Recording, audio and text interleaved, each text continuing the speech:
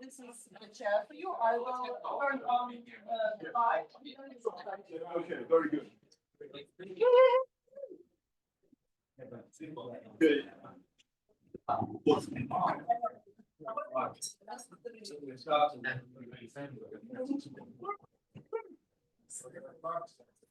Ladies and gentlemen, welcome to Vladimir Putin Do Fuck Off 2025.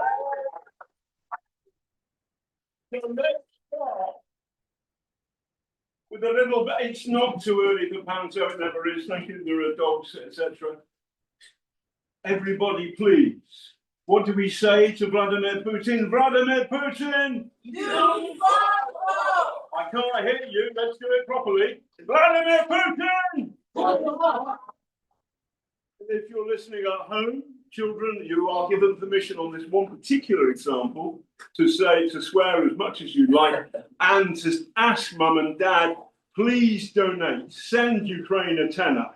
Every single penny you send to the crowdfunder, every penny goes to a basket of Ukrainian charity.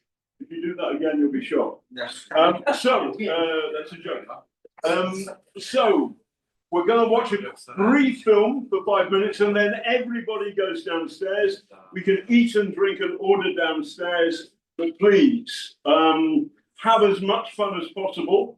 And if you're watching in the safety of London, of England, of Wales, of Ireland, of Scotland, if you're watching in the United States, if you're watching in Europe, if you're watching in Australia, wherever you are, New Zealand, Canada, Canada's wonderful, all of those places, please donate, send Ukraine a tenner. And one more time, Vladimir Putin, do that! Thank you, let's roll the film.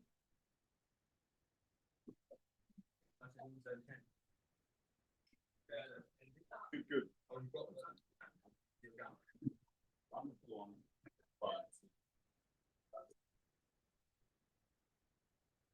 Мене звуть Венців Антон, мені 41 рік. Остання моя робота – це я був менеджером компанії виробника гітари для телефону. Це все таке банальне, я пішов сюди на роботу, приїхав, читав новості і вирішив вводити туди інформацію, брати до спеціальність. А справа в тому, що вже там за пару місяців до тої дати, 24 лютого, вже щось таке в повітрі висіло, що буде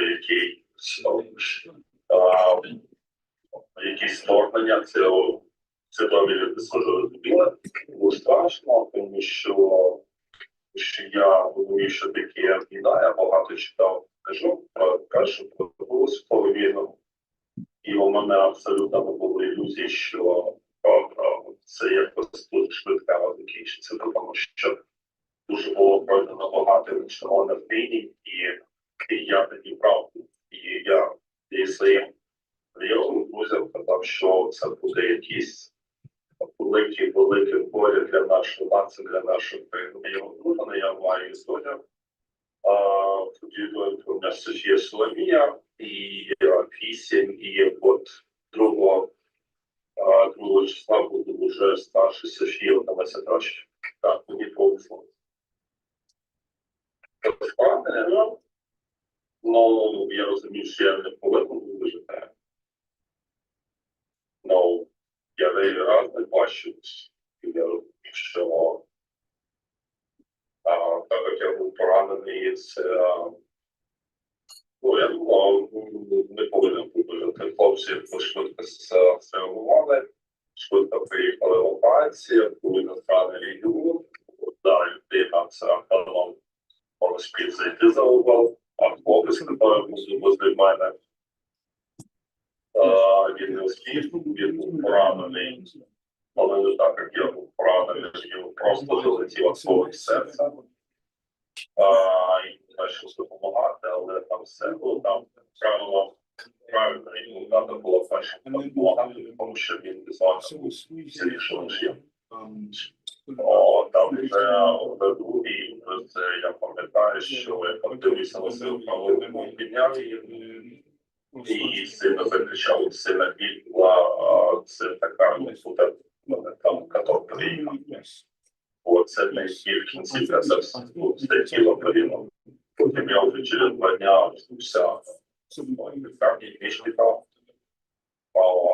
і все, почалась боротьба за життя, реабілітація, на якийсь день, дітям несли телефон, і я побачив дружину, які вже сказали, слайд, і все. Ну, така реакція була. Так, тоді вона мені розказувала, що вона плакала дуже сильно. Ну, дівчатка.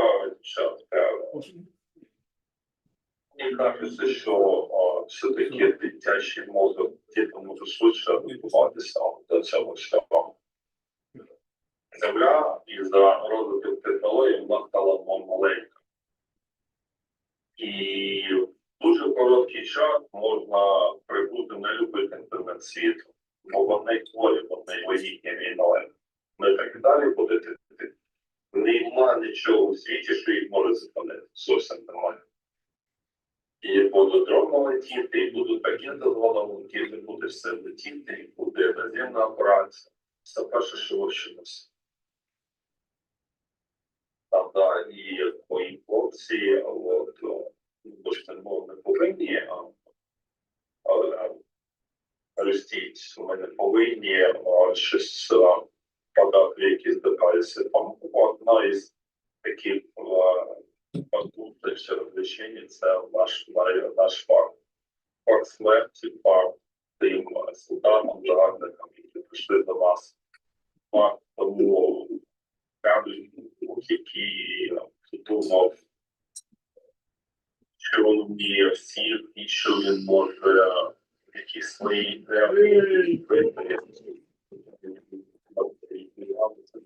це больно, це багато крові, це сльози, це багато потерь. Поки є можливість відблагодарити того воїна, чи воїна жінку, яка втратила частину здоров'я, то подякуйте.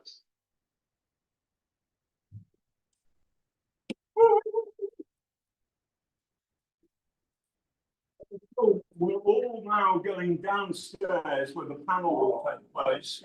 Shush. And oh look, I've got magical powers. So everybody take your drinks and food if you can. Come downstairs and you can eat and drink and mess around as much as possible, but try and do it mildly quietly. And we're going to have our first panel and we're going to get started. Very good.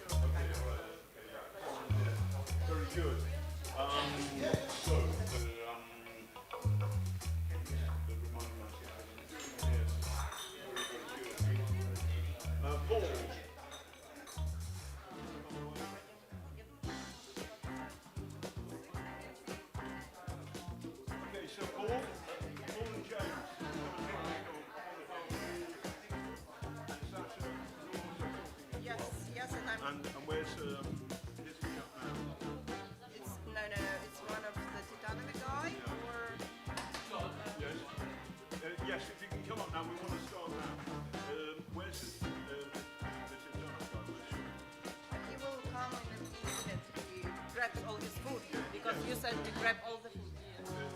They literally don't have arms. Don't forget that you have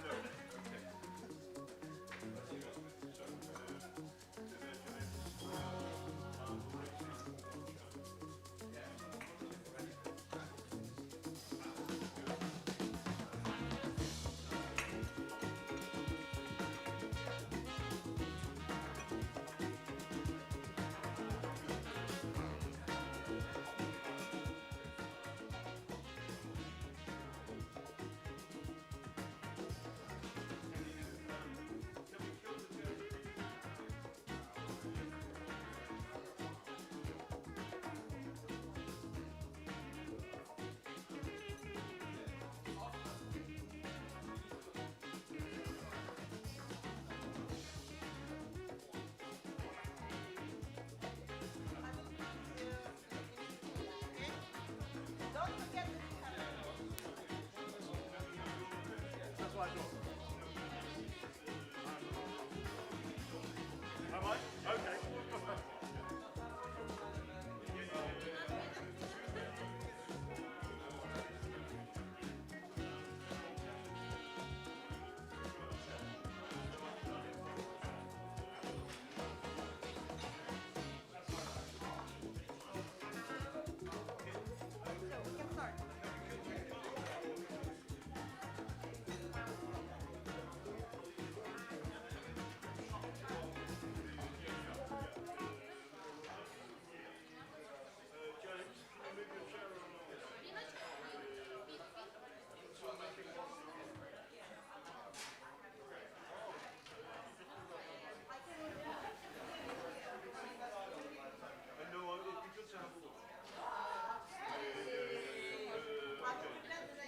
we can start.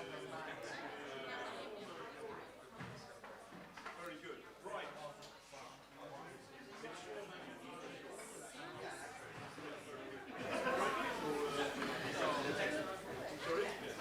Excellent, very good. So, welcome everybody. We're running late, but that's the nature of fighting for truth and justice. You should never wear one's best trousers. Here we are, and this is 2025 Vladimir Putin do! And I've now just been given a microphone. Why? They give me microphones, I don't really need them, but there we go. Anyway, we've got a fantastic panel. I'm going to sit down, and I'm going to take my lucky orange hat off. We've got wildlife. We're bringing in lions and tigers. At some point, I'm going to do a Vladimir Putin do fuck off festival in Moscow. And we'll bring out some raptors and a T-Rex. And anyway, never mind that. So what we're going to talk about now, and actually, James, you could actually help me remember what I'm supposed to be talking about, which is this, pathetic allies, pitiless enemies.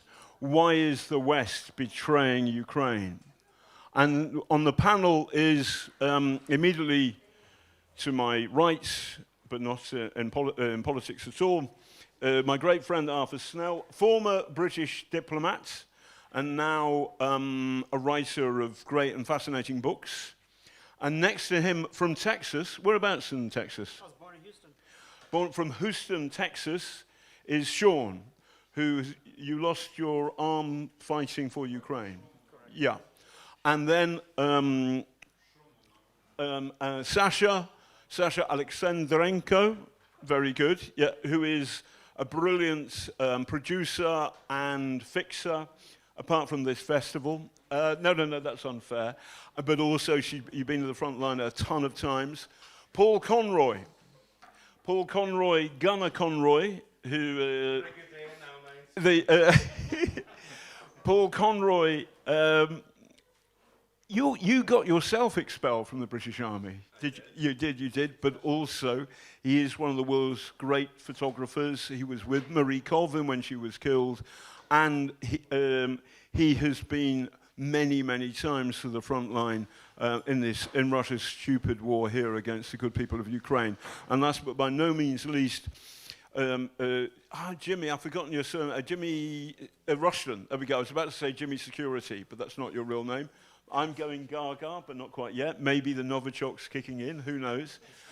So let's kick off with you, James, because I couldn't remember your surname. Why is the West so fucking useless, and why aren't we doing better in helping Ukraine?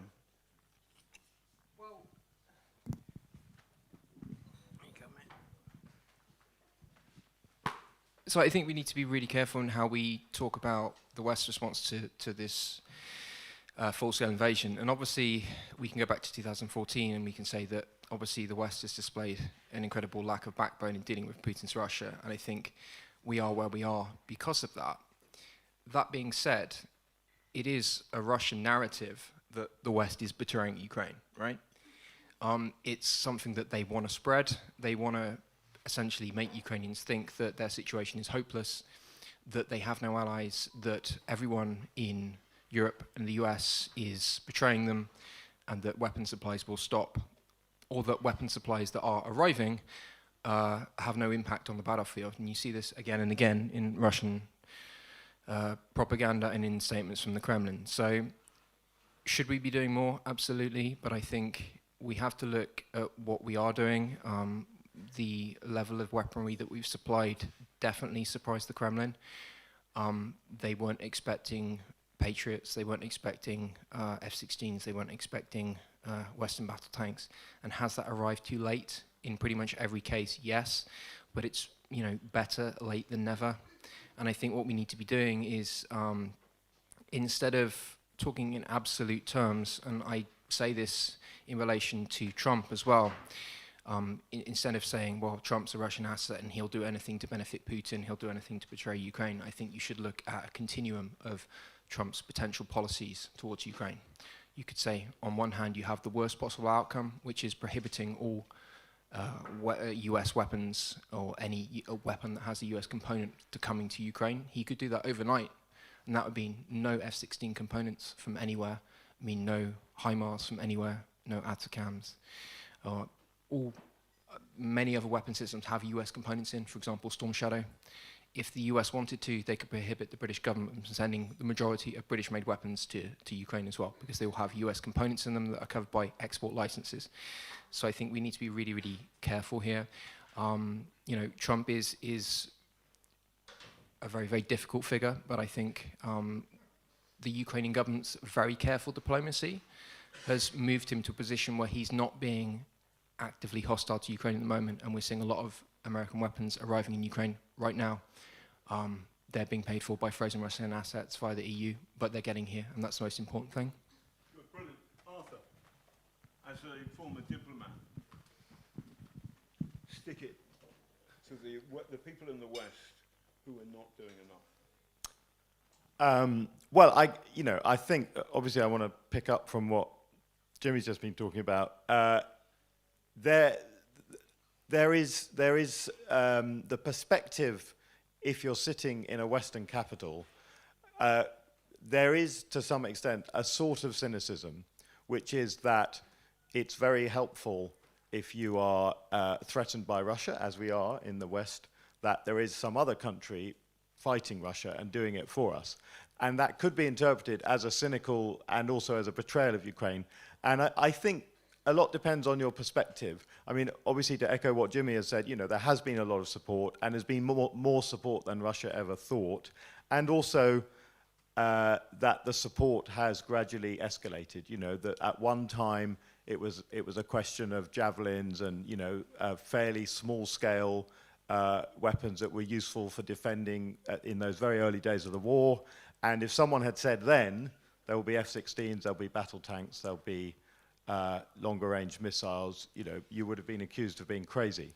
But it doesn't mean it's enough. It doesn't mean it is a sufficiently serious response. And I think in a way, what Europe has to do, which is, it's, again, the debate about America and Trump, there are certainly, there are still weapons coming, but I think that the big shift is that America no longer sees defending Europe as something that it actively wants to participate in. It might support through the means of selling weapons, and of course, you know, that's a transaction. Trump likes to make money. There's money to be made. But I don't think the structure that existed for NATO, which of course, you know, Ukraine has been excluded from, but the structure that existed for NATO, which basically was that you had the big umbrella and the Americans were going to come and rescue you, that is over. And the Europeans are having to struggle to catch up with that. And if you just want the look of the example of what that means, it means the fact that when Russia flies drones over airports, whether it's in Germany or Denmark, actually Europe doesn't really have an effective response. We don't have the drone technology that you have in this country. And so the challenge that sits there is fundamentally, Ukraine is now the best armed country in Europe, because it has to be, because it's fighting an existential war against an external aggressor. And Europe can say, well, we've got all our new budgets for military technology, but we don't even have the things to buy yet. I was just talking to Ian earlier, who's here in the audience, talking about the degree to which a Western country in Western Europe could acquire cutting-edge Ukrainian drone technology. It can't be done at the moment. You know, the export system isn't there for that. And of course, Ukraine has to dedicate to its own fight. So this is kind of a long answer, but I suppose what I'm trying to say... Too many excuses. No, okay, but I'm not here to excuse anything. Of course, the West should do more, but I think what we have to understand is that the West is encountering a crisis of confidence in its own security, and unfortunately, that affects the degree to which it is able to offer more support to Ukraine. Now, at the beginning of this war, it was different. I think what happened was Western countries, they saw a war taking place in Ukraine with Russian aggressors, and they felt that this is the front line of our defense in Europe. And that's still the case. Of course, the front line of Europe's defense is sitting, you know, somewhere in the east of this country. But the challenge, and this is where Russia have managed to, you know, as they're very good at, is playing this kind of psychological hybrid warfare, is that they've pushed a different kind of front line into European countries, where drone incursions, hybrid war, cutting cables in the Baltic Sea, all these kinds of things. And so that has led to what could be termed a betrayal, or could be termed European countries having to come to terms with reality. And frankly, whatever word we use, it's this realization that the world we thought we lived in Western Europe, where we had a big duvet, a nice comfortable duvet, which was American security, that world is over, and people need to wake up. It's the first time I've thought of Donald Trump as a duvet. It's the first time I've thought of Donald Trump as a duvet. Flat and fluffy. So we've got an American. We've got an American in the room, and you've lost an arm fighting for Ukraine. So Sean, what's it like being an American fighting for Ukraine when you've got Donald Trump in the White House? Bez filter, right? Without filter, I can say whatever I want? Yeah. In my personal opinion, since like 1994, America made a fucking agreements with Ukraine, and Ukraine was retarded at the time and agreed with it, to they reduced the amount of arms and weapons they had, ammunition, and also they gave the nuclear weapons to Moscow, which was a great idea, I guess, at the time, but not right now, is it? Hindsight's 2020. And so the three countries on this stupid thing, Moscow, I'm not going to call them Russia because they're not Russia, they're Moscolia. And then we have Britain, which is doing a decent amount, but they're not really upholding part of their little deal now, are they? And America, ever since 2014. Not 2022, 2014 was when this happened. Russia put troops in fucking Crimea, and it was, we gave them blankets. Oh, here you go, blankets. That's a wonderful trade for nuclear weapons, yeah? And it's so exhausting fighting. And I feel like as an American, it's my duty and responsibility to fight for Ukraine, because as an American, we gave our word for national security of nuclear weapons and technology. And like, oh, if you give up your nukes, we will make sure you have guaranteed security on your borders and sovereignty, which to this day, Ukraine still does not have security guarantees on their border or anything like that. Right now, to this day, since 2014, Russia has controlled Ukrainian territory of Crimea and Donbas area, and they control pretty much all Donbas Oblast now, I believe, and a bunch of Luhansk. But America is not doing what they are. I haven't spoke English in a long time. The requirements, their obligations. America has obligations to Ukraine, but they don't fulfill this. Britain has obligations to Ukraine. They don't fulfill this. Moscow, they did accidentally donate weapons to Ukraine, but, you know, we took those by force. But in my opinion, ever since Obama, Biden, and Trump twice, there was one time, Trump's first presidency, he did mention a little bit about the Nord Stream 2, and that Germany shouldn't do it to Russia because then European will be over-relied on Russian gas, which then he even wanted to sanction some companies, but the European Union was like, nah, you can't do that, it's all nonsense, etc., etc. But now it's just like, well, look, there are some countries to this day buying more money worth of gas from Russia than they are giving military aid to Ukraine. And as the EU, definitely should think about Russia pushing the borders in. Especially right now, they're flying drones and stuff, testing the defenses and stuff like that. And what was it, Denmark, Sweden, Finland maybe? I can't remember exactly. My problems are pretty much in Ukraine still, so I don't really care too much about Europe because I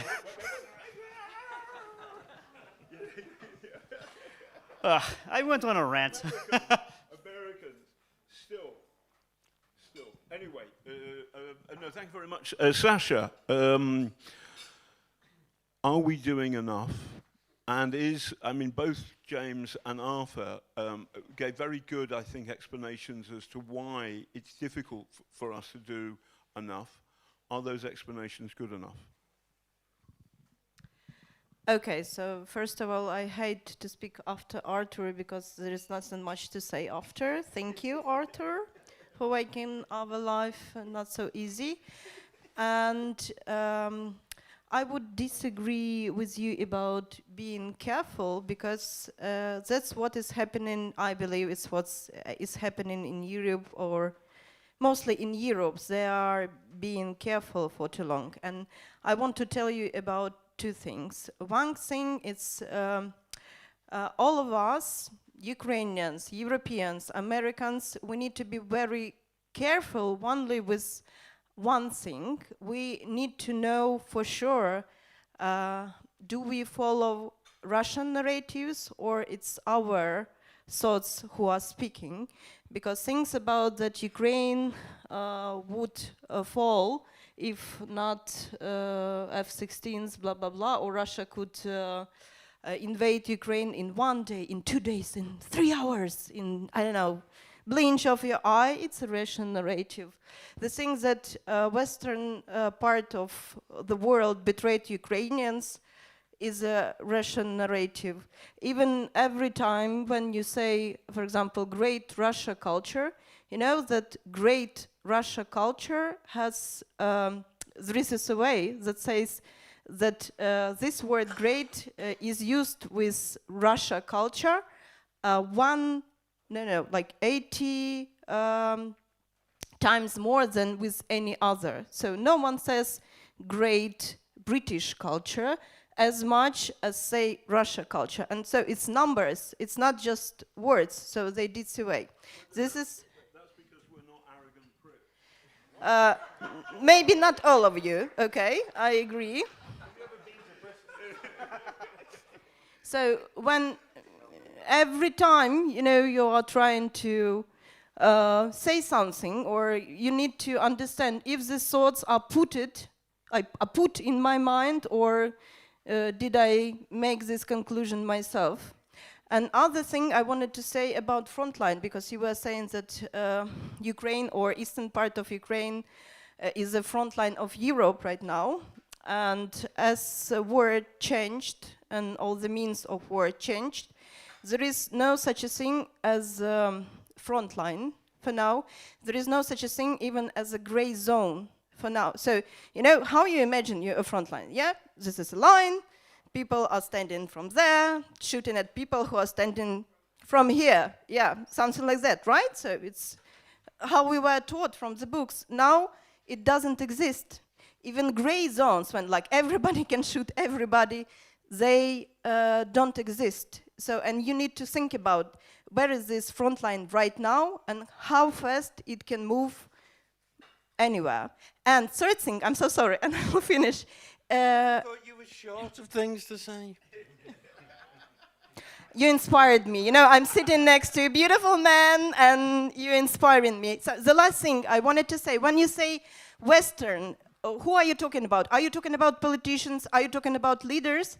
If people will understand how many things depends on them, depends on their small decision, everyday decision. So we are not betrayed by people. We are not betrayed by British guys. We're not betrayed by Americans. And this guy right here, so he's a live proof how things are for us, for average people right now. So, and we are very grateful for any kind of support right now. No, Russian narratives shall not pass here. Thank you.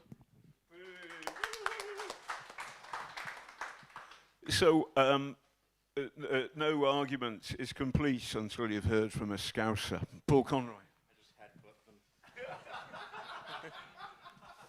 I think actually the biggest betrayal of Ukraine by the world can be summed up in one word: it's inconsistency. When you are fighting a war, you need to know, not next week, not 2 weeks, you need to know where your ammunition is coming from, because you need to allocate it, you need to distribute it. I've been out with units and I've sat there with an artillery gun and they've got 2 shells and they're waiting for the right target to pop up. They have to pass on other targets. Now, you have to work that back out the chain, where the ammo comes from, where it gets in country. If you do not know, if you've got the world going, we'll be with you all the way to the end, you need to know months in advance where your supplies are coming from. Are the troops going to have enough bullets? Are they going to be able to eat? You don't want to be sitting there and find out that the supplies have been turned off, because it doesn't affect that week or the next week. It affects months down the line. And that has been Ukraine's biggest problem, is they've been screwed with the knowledge that in 2 months they're going to have enough shells to do that offensive or that defensive position, and that means they can't move the people about. On the other hand, it has made Ukraine, I was out with the Condors unit on the front in Kupiansk, and they took me into this, what I thought was just an old barn. It was like an Amazon warehouse of deadly munitions that they'd made them. So every single bomblet or anti-tank air drone munition was there, and it was just astonishing. And one of the guys said, he said, look, you could cut off the ammo supplies and it actually wouldn't affect those drone units that much, because because they've been forced to design, create and build up a supply chain, because they cannot rely. That has been the problem. They can't rely that they're going to get javelins through or whatever coming through. So the positive effect is them units are almost self-sufficient now. The big problem is air defense. You know, you can't just knock up a Patriot with a 3D printer, you know, that kind of, the city defenses. So it's kind of almost 2 fronts. You've got your cities, and them supplies are dwindling. Russians have changed the Iskanders now, so they do a different ballistic dive. So they're kind of, you know, that arms race is in place, not just electronic and not just with drones, but with the big missile systems. I think the success rate for Iskanders is now 6%. The problem is, This is the Ukrainians knocking them out. yeah, knocking them out. It's dropped. It's gone down from 34% to 6%. Now the problem is, on the battlefield, I know people who design drones and manufacture them. They go out to the front, they speak with the guys. 2 weeks later, they come back, and them updates are being implemented immediately. You can't go to Lockheed Martin and say, listen, your Patriots are a bit shit nowadays. Can you upgrade them? Lockheed Martin, are you? Because it'll take billions of pounds of contracts, years of development, and, you know, it ain't going to happen. So, you know, inconsistency, the supply chain hasn't been consistent. The political will has wavered horribly, and that inconsistency causes lack of surety. And the simple logistics of being able to plan strategically where you're going to defend, where you're going to attack, depends completely on the knowledge that you have the ammunition and the weapons and the means to do that. So that, I think, has been probably an unconscious betrayal, but it really is the root of the major problems being seen. And I'll headbutt them. Everybody give this man a clap. Woo woo! So you're listening to Vladimir Putin do fuck off if no one heard. I was at the Royal Opera House the other day, and Anna Netrebko, the Russian soprano, was going to sing, but I thought I should sing, and I've got a beautiful voice, though I say so myself, and I was singing what I like to say all the time, to the tune of Happy Birthday. Let's do it now quickly. Vladimir Putin, do fuck off. Vladimir Putin, do fuck off. If you find this amusing, please donate to our to VPDFO, the crowdfunder. Yeah, if you donate. But if you don't donate, I'm going to find out where you live. I'm going to sing that song. Woo woo. So, Jimmy, the thing that scares me is that there are almost three fronts. There's the front line, which is now the kill zone. There's a second front, which is the cities, where the Russians are bombing ordinary people in their homes and killing kids, and well, men and women, but in particular killing kids. And then there's a third front, which is the political front back in Europe and the States and in Britain, where friends and allies of Vladimir Putin, or people who can happily rub along with him, seem to be doing better and better. And my worry is, while the Ukrainians are doing very well on the first front, it's more difficult on the second front. The third front, the war back home, the war back in Britain, with people like Reform, with people like Tommy Robinson, who are more or less saying nice, playing nice with Vladimir Putin and the Kremlin. That frightens me. Does it frighten you?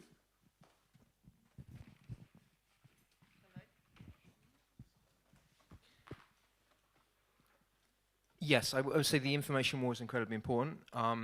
Tommy Robinson is a fascist, and it's no surprise that he is aligned with the Kremlin, as most of these self-proclaimed British patriots generally are. They're the first people in line to take a check from a hostile foreign government that deployed nerve agent on the streets of my country and killed a poor homeless woman. So yes, the information war is incredibly important. I think, thankfully, the British people are...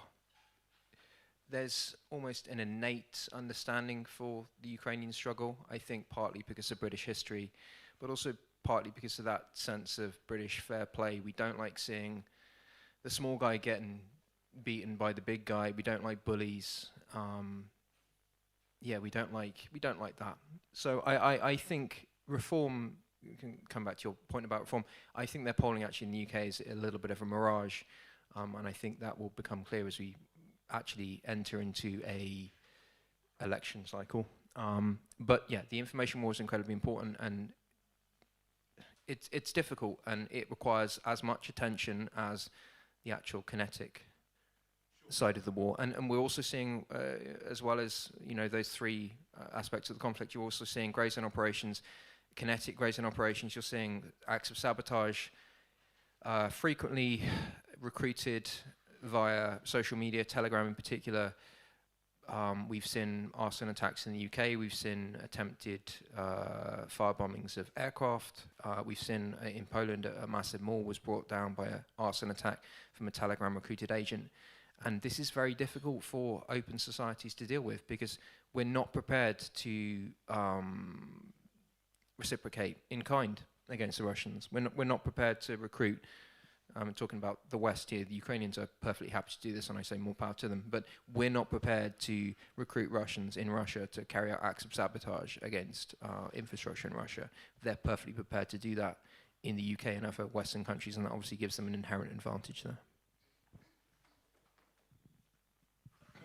So, Arthur, when you were a British diplomat and you were sitting opposite a Russian diplomat, did you try and punch them or give them a headbutt, as Paul would have done?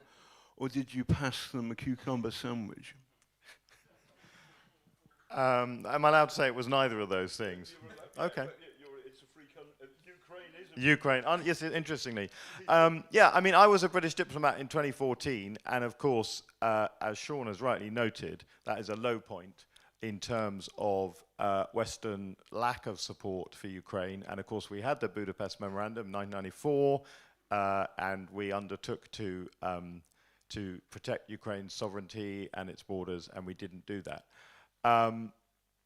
But having said that, and this is going to sound pathetic and inadequate, but we did make efforts. So as it happened that time, I was working in the Caribbean region, which is a region that understandably doesn't have much sort of connectivity here in Eastern Europe.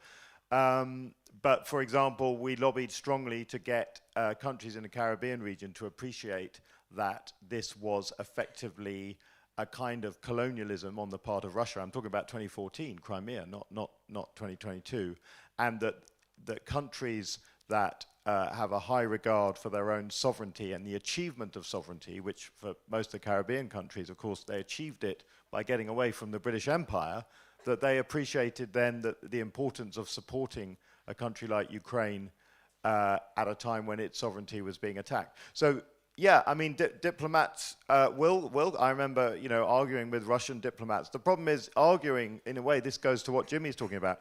Russia doesn't play by the rules. So you can argue with a diplomat and you can tell him about this convention and that convention and the exercise of imperialistic behavior. But at the same time, he's sending people to England to poison people, or he's sending green men to Crimea to invade your country. And so that is part of the problem, that we created a world order and we put Russia at the top of it in the UN Security Council as one of the guarantors of international peace and security, and Russia is the biggest saboteur of the system that it has benefited from. And what are you going to do about that? Well, personally, I mean, I think there's a lot we can do. To reform the UN Security Council, I think, is a tough job.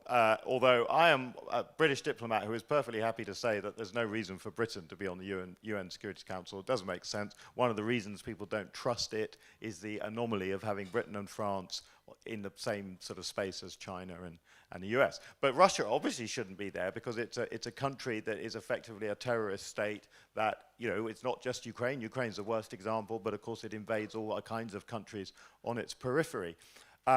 What we have to do about it is we have to be much more forceful. So, of course, there's a big debate at the moment about Russia's frozen assets. Of course, we should be seizing Russia's frozen assets, and we should be seizing the private assets of those people who are basically Putin's bank accounts, the people, the Kremlin gang, the oligarchs, the ones who bought property in places like London, but also in the south of France and in, the Swiss Alps and all the rest of it. There's many more things we could do. We have to put so much more pressure on Russia. We would have to be prepared to engage in a kind of grey zone and a kind of hybrid war, but perhaps we do it in a different way. And I think if we want an example of something that worked well, actually the most recent election in Moldova, Russia, as we all know, did a super sort of hardcore engagement in a hybrid war, paying for thugs to go and do campaigning and riots and bribing people to vote. But it didn't work. And why didn't it work? Because ultimately, the EU did its own kind of hybrid war, like EU style, which is basically with cash,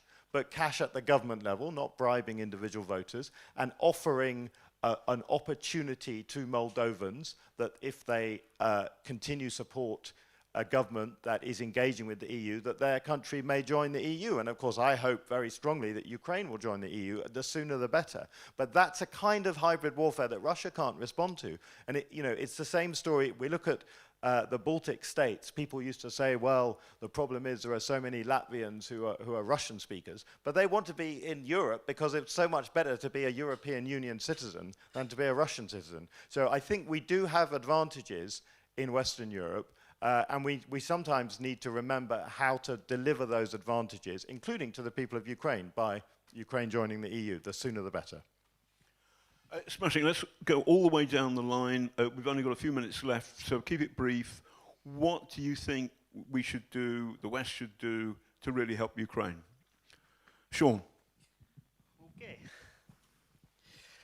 Well, personally, I think that like Ukraine can make a lot of drones. The problem is the funding for supplies and stuff needed for drones. And so, if the West doesn't want to put boots on the ground, then they should at least minimum fund and keep giving defense weapons, especially like Patriot missile system stuff, preferably the updated versions, because right now, like he said, the Islanders are like 93% successful striking, and it really sucks right now. And Shaheeds and stuff like that, it's really cheap. And so funding and support of weapons, especially like missile systems and stuff we can't build here as easy. Ukraine can, but it is a very slow process. It's like 100 per month compared to like Russia's 1,000 per month, you know? I would say take personal responsibility and to understand that every person can do something, just a bit. And I'm talking about donation, I'm talking about narratives, I'm talking about pressure on your politicians because they are chosen by you. So they're supposed to do job and I don't know, like have a message that you put into their mouths. So everybody should grow up and start with personal responsibility. Ask themselves what I personally can do that my grandchildren would necessarily face the problem that could happen with Russia in the nearest future. I think one of the big problems we have is Trump says something, Europe and all the European leaders rush to Washington to react, to protect Zelensky in the White House, come out and make these massive, huge diplomatic proclamations, and then do nothing. You know, there's a huge difference between standing on the world stage at these grand conferences where they go, this is it, Europe are going to stand on its own feet now, we're not going to rely on America, and then the next minute, Berlin airport's shut for 2 nights because of drones flying over it, Denmark is fucked because of drones flying over it. Diplomatic proclamations work to a degree, unless you're going to actually come out and back them up with hard, firm actions. They just look to Russia like, oh, there goes Europe, blowing hot again, blowing outwards, and then it's followed by nothing.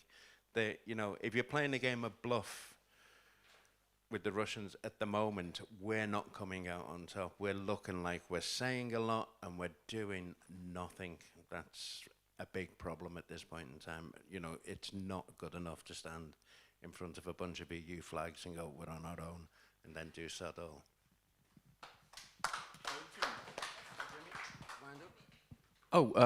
So 3 things we could practically do. Air defense identification zone, 150 kilometers into Ukraine.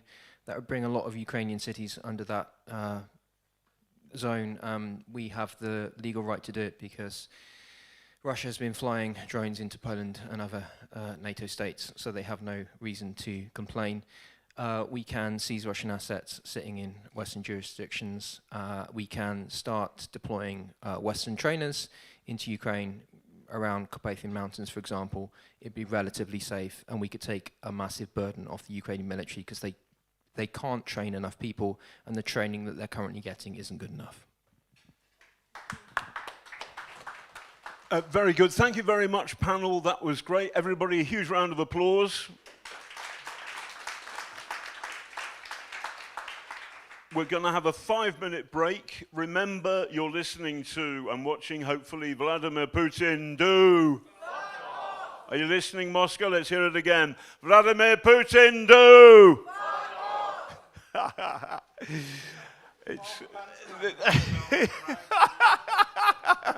So back in 5 minutes. Thanks very much. Woo-woo!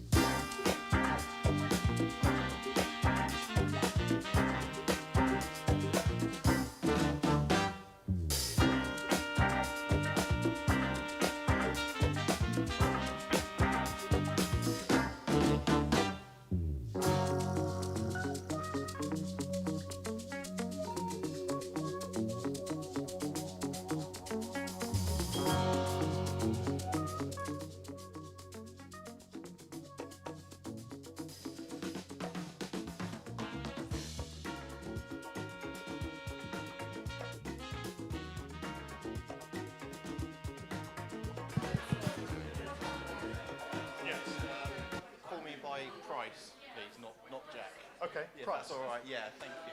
All right. That's my call sign, so Yeah. thank you. Right. Oh, can you all hear me? Just calling the room to order in a nice diplomatic way. Okay, shut up. Right.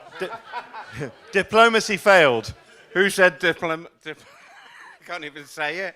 I'm not bad at it. Yes, well, there we go. Thank you all. Welcome back to the second session of the Vladimir Putin Do Fuck Off Festival. It is a great pleasure to be here, a great pleasure to be telling Vladimir Putin to fuck off regularly. And we are actually discussing something which is probably, in historic terms, the most significant element of this terrible war that has unfolded, which is the role of drones and the transformative way that they are reshaping modern warfare. And of course, that's happening all the time here in Ukraine. I am very honored to be on a panel with people who actually know what they're talking about. Doesn't always happen.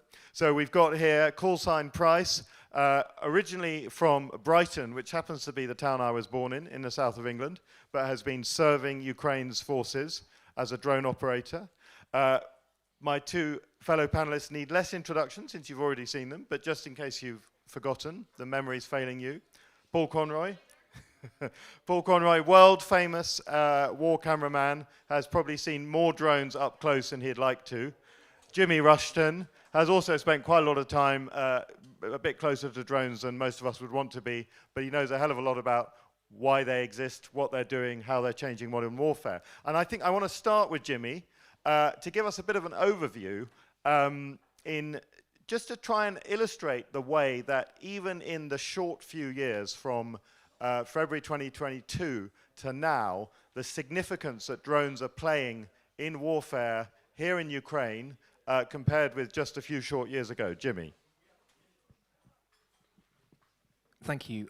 So I think going back to 2014, the Ukrainian military has been using drones on a far smaller scale. Generally, you'd see the use of consumer-level quadcopters, Phantoms, DJI Phantoms at the time, to drop grenades and to do ISR, which is essentially battlefield surveillance. You also saw a number of actors around the world employing this type of technology and this type of tactic, specifically Islamic State in Mosul, in Iraq, in Syria as well. And it proved very, very effective. The cost of a consumer-level quadcopter is very, very low, and the type of optics that you get for that cost is incredibly impressive. It's much better than you can get for a military-level drone of even 10 times the price. So fast forward to 2022, obviously the Ukrainians started using drones very, very heavily at the start of the full-scale invasion. Again, using them for reconnaissance, for dropping grenades. They use them very effectively with their artillery to correct artillery rounds onto target, something that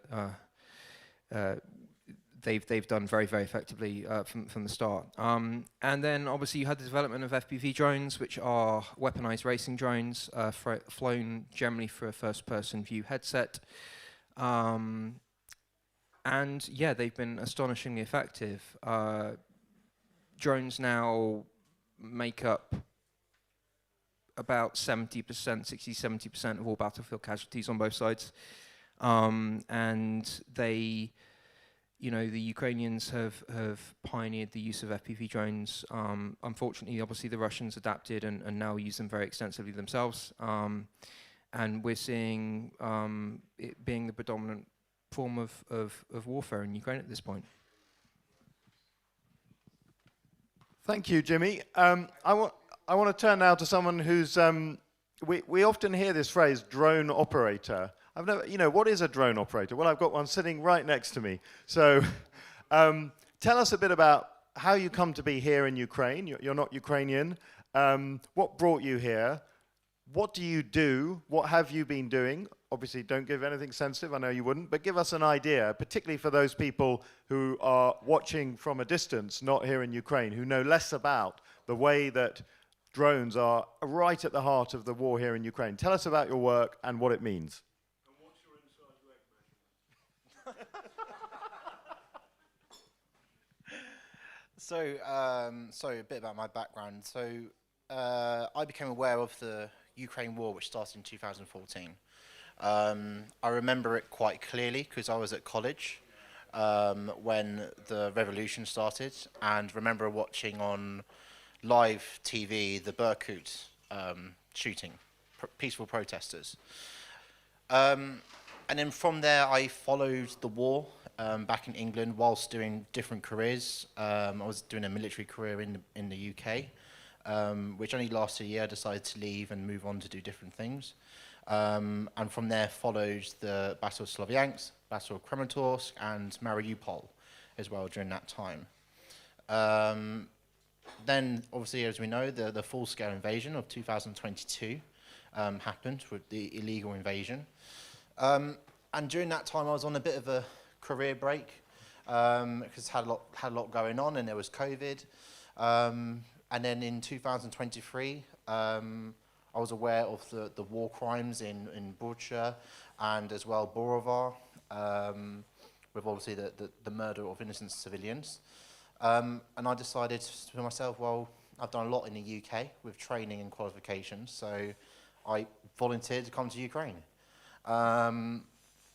First, I came to Ukraine. I started my military career here as a driver and a medic with the TDF Legion, where we were serving the east in the Sloviansk area, basically extracting wounded soldiers from the front line, from the zero line, and helping civilians in the local area.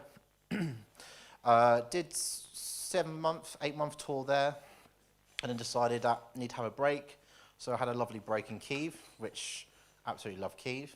And that's when I decided to retrain as a drone pilot, purely because I was aware that this war, with I call it the evolution of war, as every war brings in new tactics, new equipment, new technology, that drone pilots are needed, not just as well as the infantry. The infantry is also important, but also drone pilots.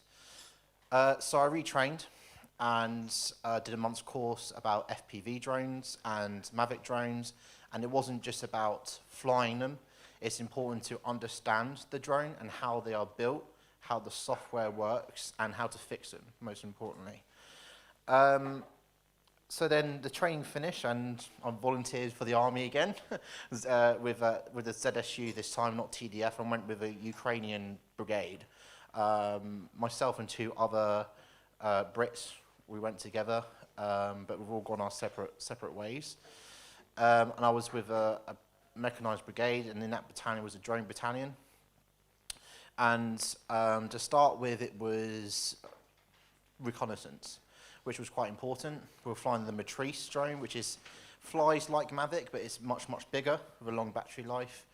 And the mission was to find the artillery and the garage, because where we were living, which was actually in Le Mans, every morning, it was alarm clock from the Russians of having garage or artillery systems landing on the houses. So we were trying to find where these artilleries are, not only to help the guys on zero line, but also to stop the bombardments onto the town. So then from there, I then changed onto fixed-winged aircraft drones, onto the Bomber, which is called the Avenger, very good drone, which what's scary about it is it's a very simple drone to fly. Really, you just need to know how to launch it and load its bombs, and then it does everything for you, like autopilot. And it bombs the targets, everything with coordinates and maps. So that drone is very simple and quite scary, because someone who's had computer experience or gaming background would know what they're doing quite quickly. But at the same time, someone who's had no experience could be taught it quite easily. So yeah, that mission as well was to bomb the enemy behind lines by finding their supply lines and the artillery. From there, we then moved on to a new area near Izium, and learned another new drone, which is called Lucky Strike, which is also kind of a new drone as well, and it's an FPV bomber, pretty much. But it's quite interesting because it now integrates two systems of the Mavic and FPV, which makes it quite cool to fly. Hello. Just want to be close to. Oh, okay. So it made it quite easier to fly, and it was good to have the two systems integrate together. So, yeah, the drones at the moment is one of the key of the warfares here, because at the moment, no one, in my opinion, dominates the air.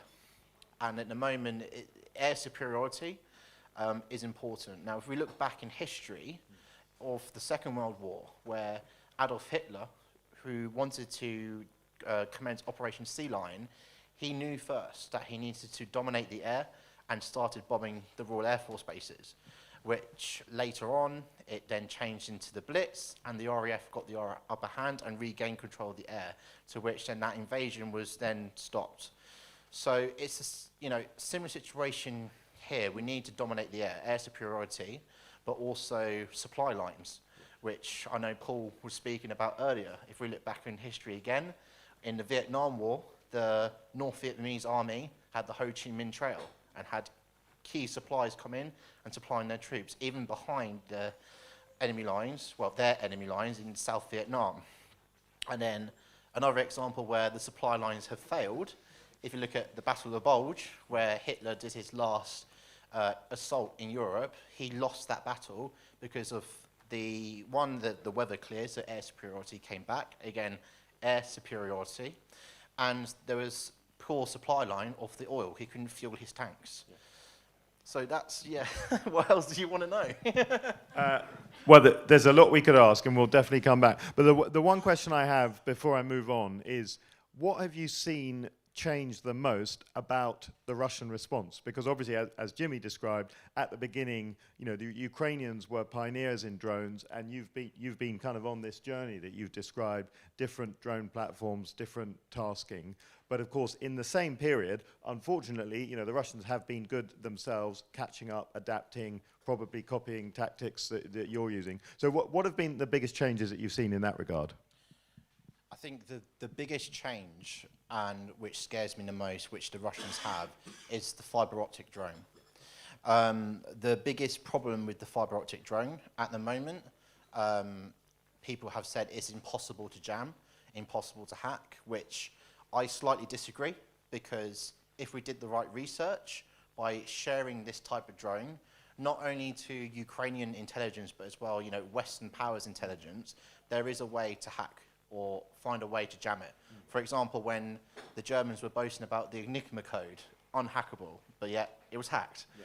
So it's something that is worrying, and we need to explore more, because what the Russians are doing, they are using on some drones 2 batteries, which last longer, so they fly, they land, and they don't have to worry about an antenna. They can land and wait for a Ukrainian tank or a truck to come past, or a patrol, and then they take off again and destroy it. Yeah. So this is the issue, is that the Russians as well, they haven't underestimated their opponent, so us, the Ukrainians, and they've, again, used evolution of war to make a new weapon or a new drone to gain the upper hand. Thank you. Let's turn to Paul. You obviously, your job is to record war, the impact of war on civilians and of course on combatants. How has the appearance of and the significance of drones affected what you've seen in your work? Massive. My history is, when I was a brigadier in the army, I was a when I was a gunner. My job was target location, so I would go out with a map, a pair of binoculars, and a Chinograph pen, and look for targets, and kind of roughly write down the grid reference, an 8-figure grid reference of where I thought that target was, and I would relay that back on the radio. And the really big guns, artillery was the king of the battlefield. It was always considered the big one to have. Them days have changed. but in an extremely rapid amount of time. 3 years ago, I was in Bakhmut and Soledar, kind of walking around with a fag, listening to artillery go off, knowing pretty much that it wasn't going to hit me, because it's very predictable. To a point, I got it wrong once in Syria, and it did hit me. But that's not a bad strike rate. So you could predict artillery, you'd hear it go. If you knew what was being fired, you'd knew the range. There was a lot to be said for artillery being the king of the battlefield. That has changed in 3 years. You know, I was just down in Kramatorsk, and I was telling Arthur, we were sitting in the street having a coffee in one of the cafes, and a Garand drone just flew down the street. Everyone's drinking coffee, and it was like watching Wimbledon. Everyone kind of watched this drone fly past. It went into a dive, blew up, and everyone went, oh. 15 minutes later, another one came down the street, and it was like that.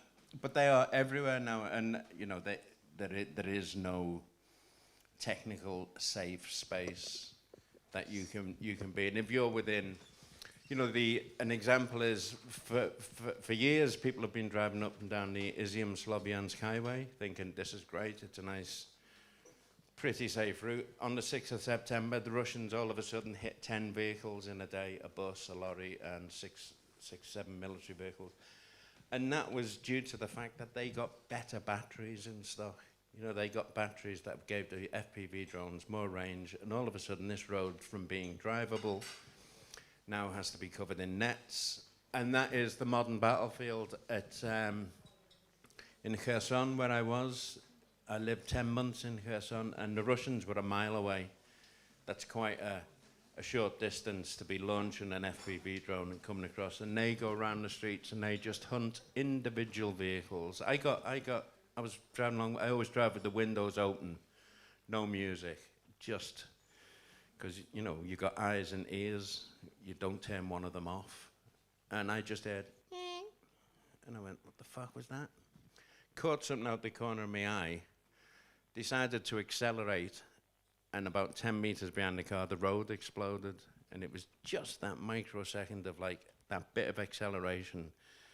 So it is, you know, if you're used to battlefields as I was, and I've been over the years, I was always able to predict what was going to hit and roughly where it was going to hit, because I knew artillery for over 35 years. I've been either firing it, calling in targets, or dodging it, and that has all changed in 3 years. You know, I mean, I know they were used in Mosul, but the acceleration of technology in Ukraine has changed the battlefield beyond recognition. I can't wander around nonchalantly with a fag anymore going, don't worry, that won't get you. Chances are it will. So yeah, change beyond comprehension, and it's ongoing. You know, and I think I was talking to some lads from the Condors who do reconnaissance and then call in the bombers, and I said, well, do you use British supplied and American? And he said most of the British and American kit that we try and fly towards the Russians just falls out the sky.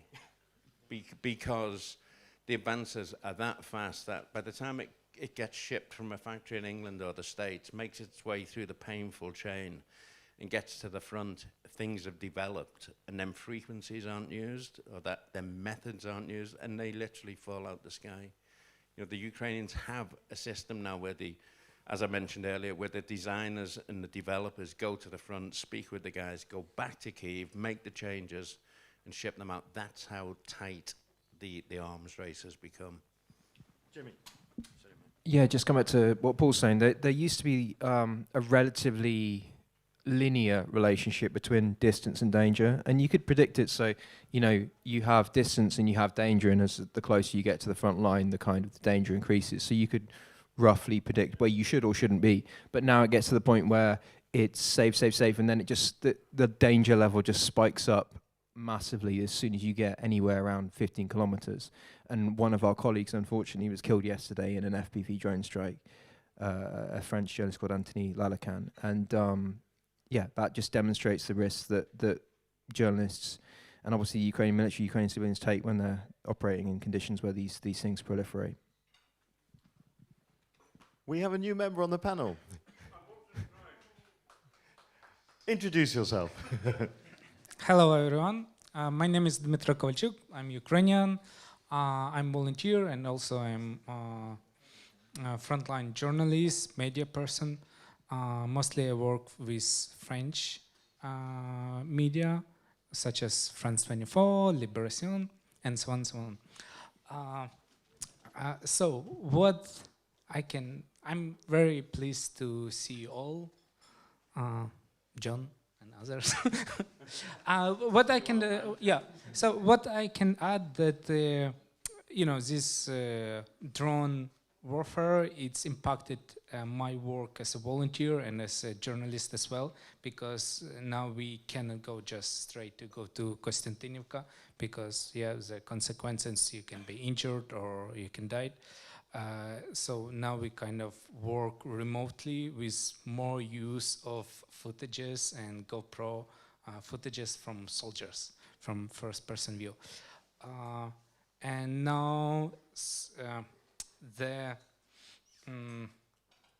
word as a frontline, it's kind of reductant, because now it's more about kill zone, about gray zone. So there is no front line there in the east. It's more about this from 1 kilometer to 20 kilometers gray kill zone, where you can be target or not target, depends how lucky are you, and prepare for that.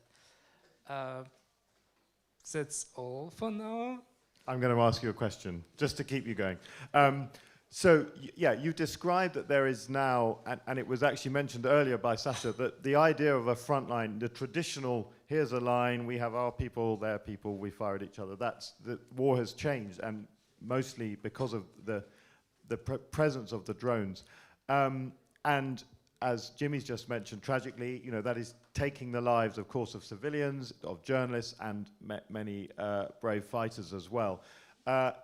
How is that changing the ability of the media, the people that you work with, to tell this very important story of the war? Thank you for the question, because it really helps me to navigate what to tell you. So how it impacts again. So on my last assignment with American TV Scripps News, we were working on Azov Medical Service team, and mostly we interview them at kind of safe zone in this Kramatorsk, Slavyansk. But the action we didn't film, because we can go to the front line or to the nearest their position, but we use their GoPro footages and we combine, and actually it's nice.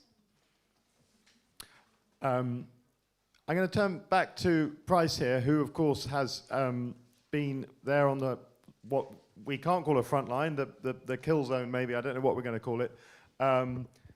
And this thing about that Paul mentioned about the constant iteration and the tweaking and the improvement of the drone technology. Could you describe a bit about how that happens? Do you send back little reports on things that don't work? How do you make that change so that your drones are constantly improving?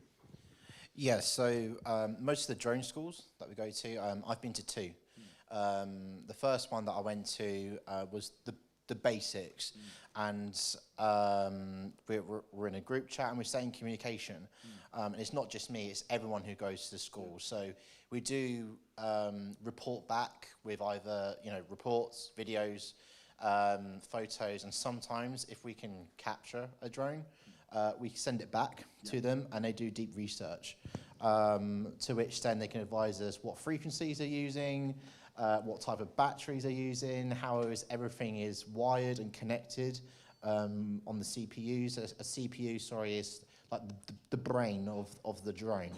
And as well, it's same here in Kyiv with another drone school that I attended, where there's opportunities which I've gone back to, and I explained to them that using this drone, which you've trained me on, this is what's good, this is what's bad, and they try to rectify it. Because, as Paul said as well, on both sides, it's constant change, so that we can have the upper hand or they can have the upper hand. Brilliant.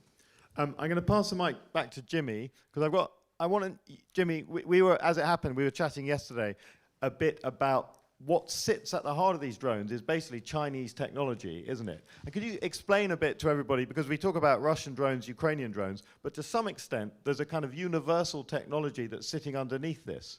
Sure. Well, we were talking specifically about DJI, right? And they produce the Mavics, Matrices, older Phantom models, and they are absolutely the world leaders in this technology. For $5,000, you can get a Mavic 3T, which has 4K conventional camera and thermal imaging, and that's an astonishing level of force multiplication for a Ukrainian unit for $5,000. And if you look at the British military, if we don't really have anything of that level in mainstream use. We do have some small boutique systems, but the problem is we're so far behind and the Chinese are so far ahead. We haven't really invested in domestic drone production, and I'm talking about the wider West here, not just the UK, but the Americans as well.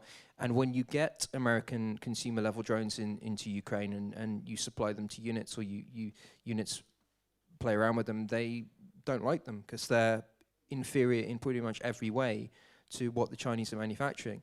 And obviously, because of the way China is, all of that knowledge is going directly back to the Chinese military-industrial complex. It's all going back to the Chinese state. So they have a massive head start on us, and it's a problem. When you're coming down to the individual components that are in, say, an average FPV drone, a lot of that is still manufactured in China, yes. There's a question on Twitter.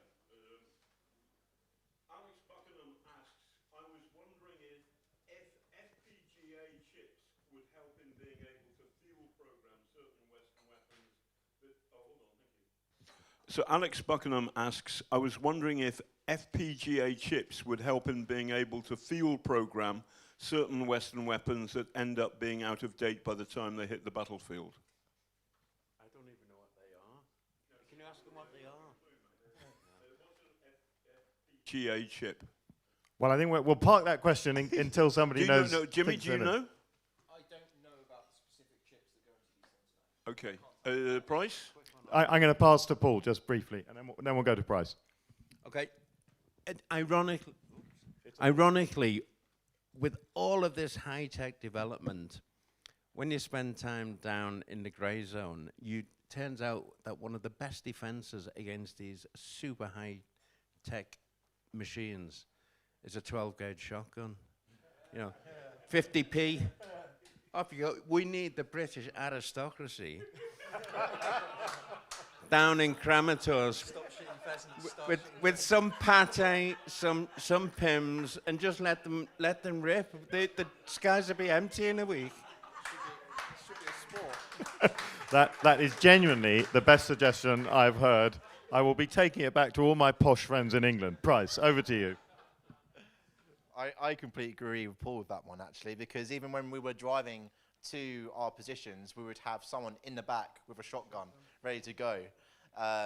So that is one of the best anti-drones systems. Sorry, Rupert? No, because they didn't attend Sandhurst, so... Which is yeah. But with the chips, I don't know that specific chip, but why not explore it? What are we waiting for? But yeah, sorry, with Paul's shotgun idea, I think it's actually quite a good idea. Really, we need more shotguns. So as well, because like I said, at the moment, the biggest drone at the moment, which is favourable by the Russian, is the fibre optic drone. Now, no one at the moment has figured out how to jam these things or how to bring them down, because usually with a normal FPV or Mavic, we would usually have a jammer on the back of our trucks, and so they say on the label, the drone should come to the jammer and fall down in the sky. But now with the fibre optics, you can't do that.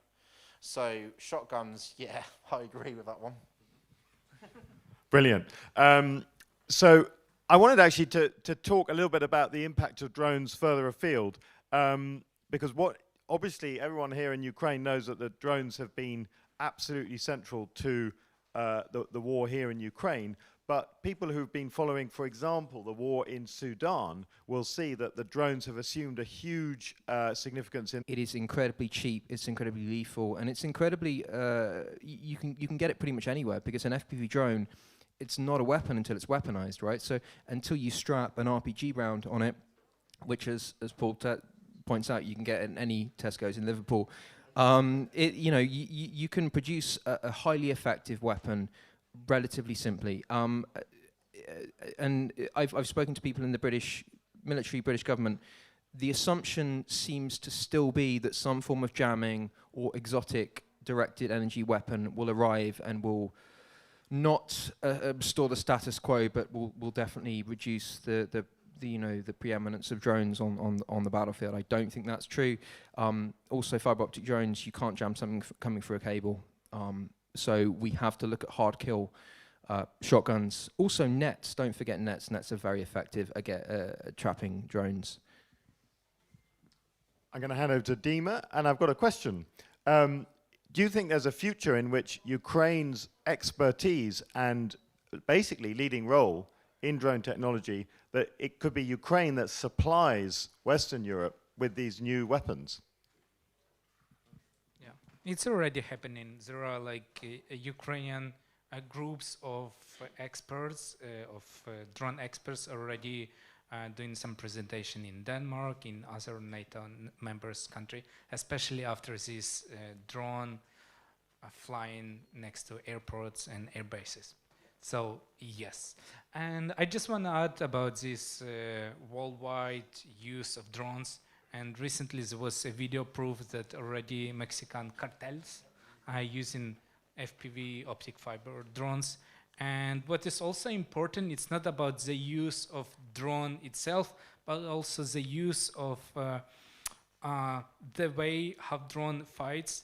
For example, when Venezuela, their Navy helicopters, they already started to use 3D printers for plastic stabilizer, and now they do remote mining with the helicopters in the same way as we use remote mining with drones.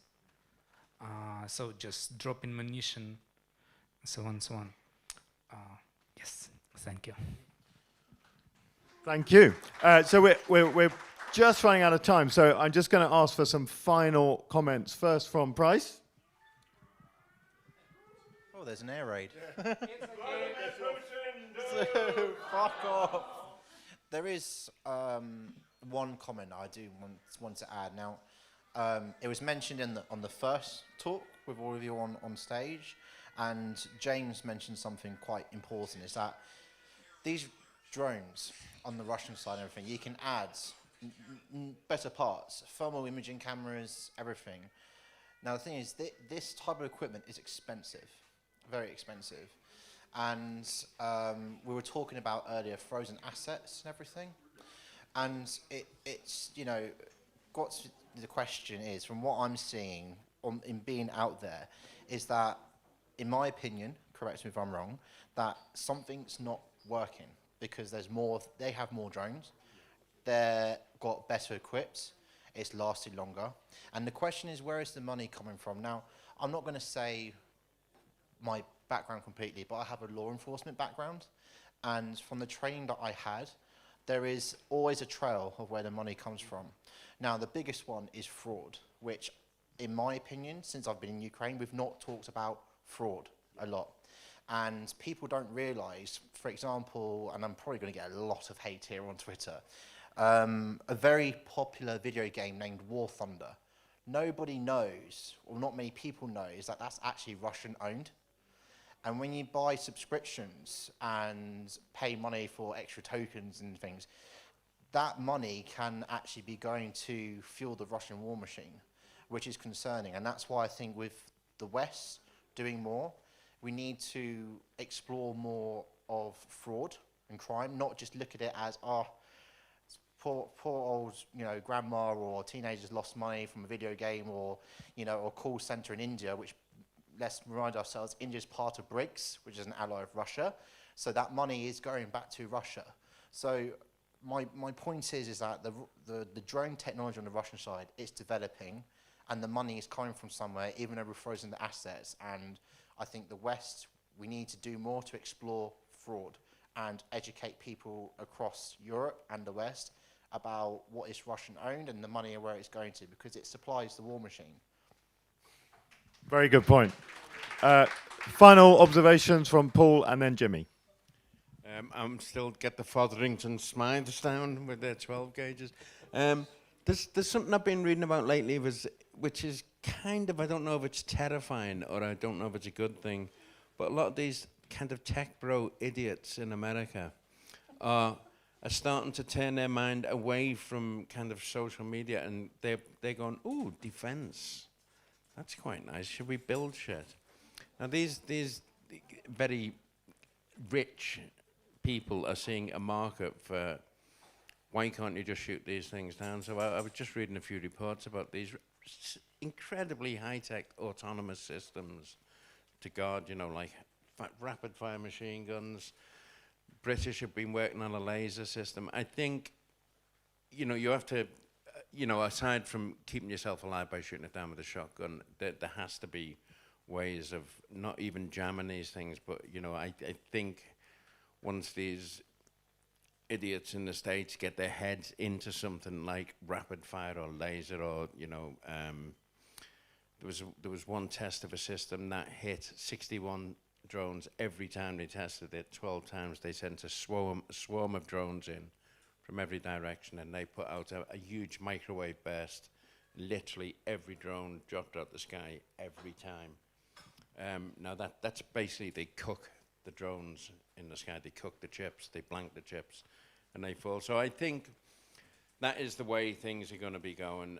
I think, you know, all this stuff always takes money, and it always takes someone kind of driven to pull these things out the bag. So you know, apart from individual defensive methods against drones, I think, you know, rich people with too much time on their hands and a desire to get richer are often quite good at making stuff that'll make them money. And if it makes them money, it might work. So that's a potential.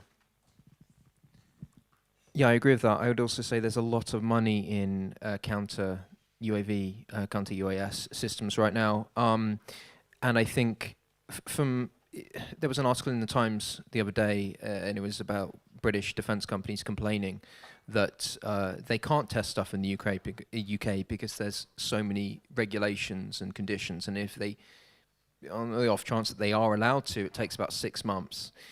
So I think we need to get real with this. We need to understand that this is a technology that is going to dominate warfare in the future. That doesn't mean you can't spend money. You have to spend money on the other stuff as well, but you also have to spend money on drones. We have to get serious with this, and we need to spend more money on defense, and that's really unpalatable for a government to have to admit, but it's the reality, unfortunately. Well, thank you. We're out of time. I know that we've got to keep moving on. Talk of money, of course, reminder to all the people listening, particularly those in comfort somewhere at home, is remember to donate lots of money so we can get Vladimir Putin to fuck off. And it just remains for me to thank Dima, Price, Paul and Jimmy. I've learned a huge amount in this session. I hope you have too. Thank you.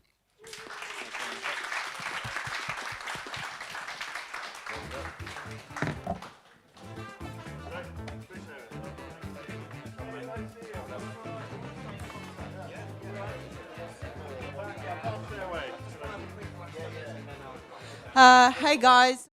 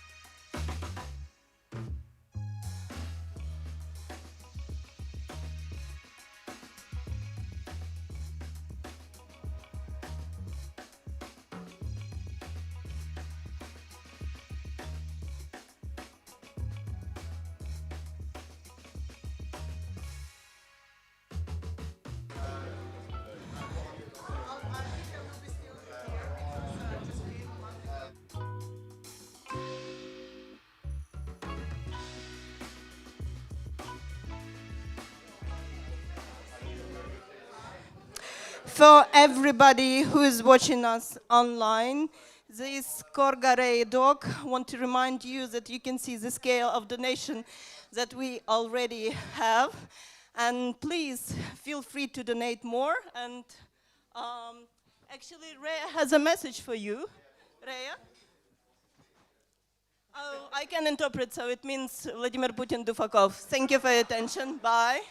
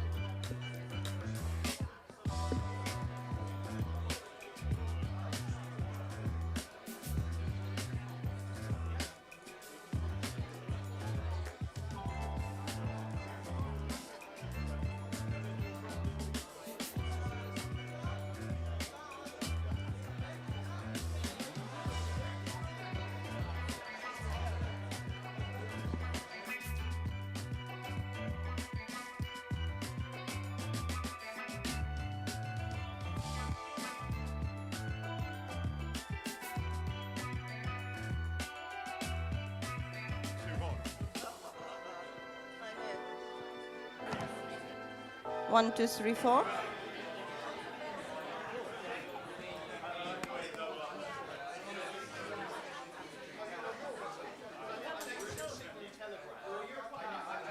Okay, guys, let's go on with our panels. Please take your seats, enjoy your drinks, and actually, please treat yourself, because when you're ordering a good meal here, you are helping us to pay rent. So yeah, please do. Today is the day. Choose the highest price in menu, please. Okay, so the topic of our current panel sounds as suffering. And it's very hard to talk about suffering on the party, you know, not to kill the party, but we will try, because everybody knows these sayings as something that are not killing you, make you stronger. We can say that something that not killing you in Ukraine just makes you funnier. So, and let's hope for that. So here we have a pool of beautiful Ukrainian and foreign journalists and civilians, and I will cheat a bit and ask them to introduce themselves. My name is Darina Anastasieva. I'm a producer of foreign journalists. I work with European journalists, and also I work in Ukrainian broadcasting company here. Hello, everyone. My name is Yelizaveta Otrощenko. I'm a Ukrainian activist and journalist. Also, I'm an artist. I was lucky enough to work with Kaylin Robertson for a long time. Yeah, happy to see everyone. Hi, everyone. My name is Lisa Kozlenko, also known as Lisa Clinical Wizard on Twitter. And I have been working as a volunteer war journalist since the beginning of Full Scale for 1 year, until I ran out of all my savings, because it's not a cheap thing to go to the front line and film things. And now I'm running my beautiful business for foreigners in Ukraine and abroad called Ukraine Connect. And you all are welcome to come over to our office for free tea, coffee, snacks, Wi-Fi, desk, everything, and a really meaningful conversation. Chrestiatic 6. And thank you, everyone, for coming. Thank you. My name is Kaylin. I'm an independent journalist. Usually travel in places like Kherson and the Donbass, doing frontline reporting, and just do everything independently with my own channel. And I've lived here for probably a year last week, but I've been reporting for about 2 years. Thank you very much. Thank you. Some bigger applause. Guy goes to very hard places. Thank you. And my first question will be for you, Kaylin, as you are working a lot in very dangerous places and you see all that suffering, torture, death, and everything. So what is your way not to let the audience look away? Because everybody is talking about how Europe, how foreigners are tired of Ukraine, are tired of suffering, and just don't feel anything when they see, you know, on the screen people who are suffering. Thank you. Well, I think it's about reminding, most of my audience are in America and the UK, so speaking directly to people who can have a lineage of a familiarity with what's happening here with their own lives. So I talk a lot about how Russia are persecuting priests, they're bombing churches, and this speaks to a huge audience in America who are Christians who go to church every single week. I'll speak a lot about the film I'm putting out today at 4 o'clock is about farmers in Kherson, farmers who are universally adored around the world. They have the most important job in the world, basically, on the planet, right? And in America, farmers are adored, and they're being hunted right now every day in the whole region of Kherson. So I think I really focus on topics and subjects and moments that speak to people who are in the US and in the UK on a really emotional level. I try not to report just on how many missile attacks there have been or how many people specifically have been killed every day, but finding stories in everyday people who have to live with what Russia's bringing here every single day in a way that people can understand thousands of miles away. I feel like it's just about making things feel relatable. So if you're watching, you can imagine it being you or your daughter or your friend, wherever you are. And I think that's kind of the most important thing, because we hear numbers all the time, we hear stats all the time, you know, there's other wars happening in the world, but if you can find something that makes you really stop and think, this could be me, this person looks exactly like I do in a house that I live in a farm that I buy my bread from. That's, I think, the most important way to keep people focused on what's happening here. Thank you. My next question will be for Darina. As I know, she is the one who left eastern part of Ukraine in 2014, and she has kids of her own. Every time when you report about abducted child or child who suffered from Russian forces, how you managed as a mother, not to relate to that? How you managed to, stop that scream inside of you? Every time it's very difficult, of course, because except I'm a mother, I'm also a human, I'm a woman, and I'm a journalist. And every time I think about my people and my children, and after I think about all the children, and after I see this, and there is no merit to suffer anything, Every time you see such situation, you understand that it's not good, it's not regular, it's not okay. It's hard, but I try to be a professional and try to make some wall between suffering and between me, because in another way I will not translate it to the world. Thank you. And my another question is to another Ukrainian journalist. And question, did you experience situation when the story was such terrific that, I don't know, your editors tell you not to tell it or to cut it off somehow? And if you did have such experience, what it was? I cannot tell that I had to cut anything, but sometimes I get a response from my audience, because mostly I share it with people I know abroad, people from Canada, from Spain, like all around the world, and they tell me that it is way too explicit, but let's say experience that we had with Kaylin during one of the prisoners of war exchange. It's a topic that is very close for me, because I attend a lot of Azovstal family rallies to support families of people who are in captivity and missed in action. So telling about this, sometimes I can go like way above and beyond.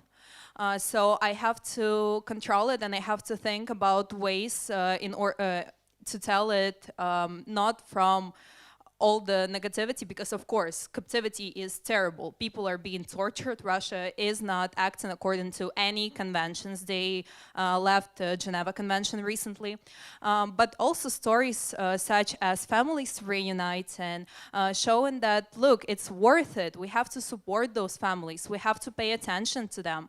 We have to look at them as personalities and like not numbers. So what I'm trying to do is I'm trying to humanize stories, and I agree with Kaylin in that. So yeah, pretty much, yeah. Thank you. Thank you. And Lisa, yeah, of course, now it's a question for you. When all these terrible strikes on Kiev happened, and it happened that more and more reports were with unblurred people's faces, and if you're a Kiev citizen, it was just such a scary thing that you could not even just only be hit, but be filmed by plenty of foreign journalists in your worst moment of life. So question for you, how you deal with it every evening, knowing that something bad could happen and it can be, translated, not translated, but screened all over the world. Mm-hmm. You mean if I die, that I'll be found in nice lingerie or in something? Yeah. What do you wear? What are you wearing right now, Lisa? So let's make it a bit what I'm wearing right now, spicy. or something dirty and old, just because it's comfortable. Yeah? Yes. Well, we joke a lot about this in the society, and I actually moved from block of flats not because of the drones. It just happened, to a private house, and my house belongs to the drone site. We have this air corridor above our heads, and when they enter Kyiv from the north, they pass by always, and I'm just enjoying the view, and some nights are really loud. And I've got 3 dogs from Warzone, and they all bark all the night. If the explosions are quite loud, and the one is from the blindage. Her psychic is like mine, not completely healthy. And speaking of how I'll be found, I think I won't care anymore, honestly. But with my female friends, we joke a lot about it. Some of my female friends say, yes, I'm supposed to sleep in something nice, and oh my God, my nails are not done. What if emergency services, DSNS will find me this way? I also know people who keep these whistles to be found in the rubble. The one person is present here. And we also joke, one item of your daily routine, like day cream or some cosmetics or something else, but something that distinguishes you from others, that you're Ukrainian, is this whistle that you keep next to you with a sleeping mask, maybe when you sleep. To be honest, I'm very numb because this is how my psychic protects itself. And I became such in the very beginning of the full-scale invasion. It's like my psychic says, I don't care. I've seen dead Russian soldiers in Bucha, Irpin, Borodyanka after the liberation. I've seen dead Ukrainians. I've already lost a friend who was close to me. My other great British friend got wounded and somehow miraculously survived. So I've had so much that I'm like, okay, I'm not scared of death anymore. And I'm just trying to enjoy my everyday. And, oh, I forgot to say, I also survived the cruise missile attack when it was Kyiv TV tower, 3 calibers hit. I was right under the tower, and I don't know how. Someone, universe, God, whatever exists, decided that I'm going to live, I'm not going to die, and I was completely intact. And then I realized that, what do we say to the face of death? Not today. So this is my way of surviving. Of course, Vladimir Putin. Do fuck off. Thank you very much.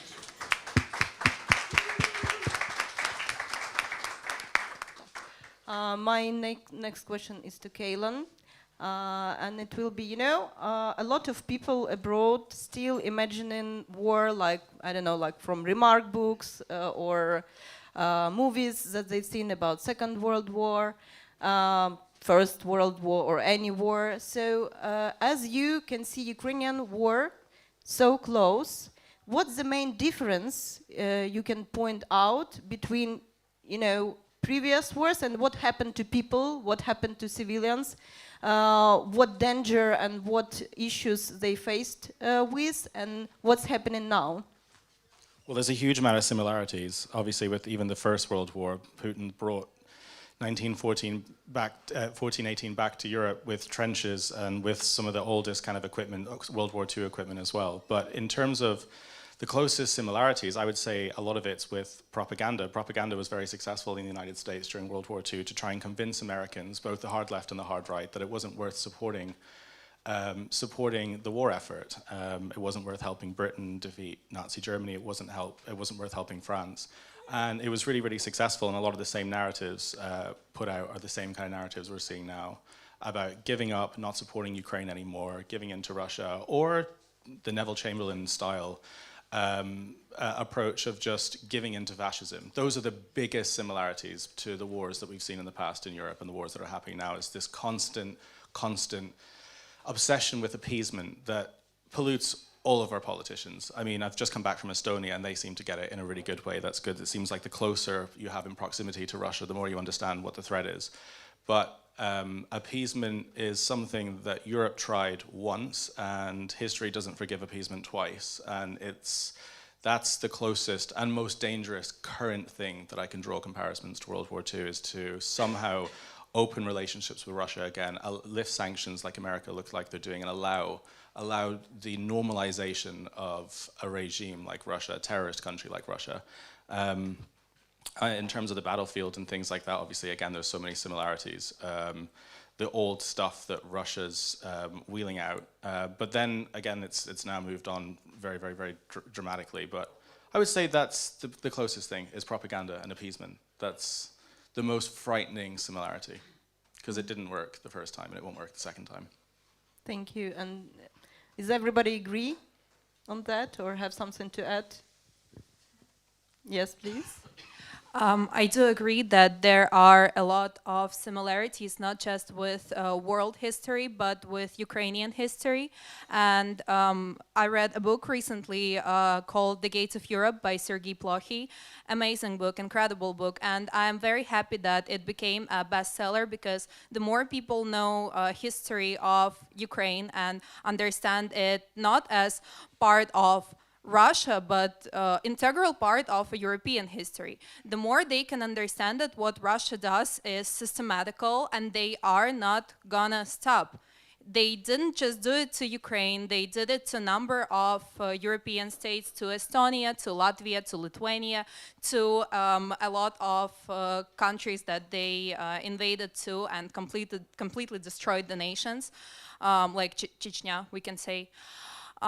So I think that popularizing history and especially making youth interested in it can help. One more thing that I find as something new this war is actually like broadcasted live. You can go on Instagram stories and see what is happening to all of your friends in Ukraine. And you can see all these things happening in real life, and still people find reasons to believe Russian propaganda. Russian propaganda instead of something that is happening live all the time, and they can fact check it and see it pretty easily. Okay, thank you. And actually, all my questions, if you feel you want to add something, please do. My questions will be for Darina now, but yes, please answer everyone who feels like it. So when you make reports on torture, deaths, especially about kids' abduction, what reaction do you expect from your audience or for foreign audience? So let's imagine, yeah, so I'm just a very average person somewhere in Europe. I came home, I turn on my TV, or I just, doom scrolling my social media. So then I see something terrible from Ukraine. So what do you expect them to do? Which reaction do you expect? Of course, we have some rules for media, like journalists, like producers, so we need to blur something, not to show something. But it's interesting, it's funny, but it's real.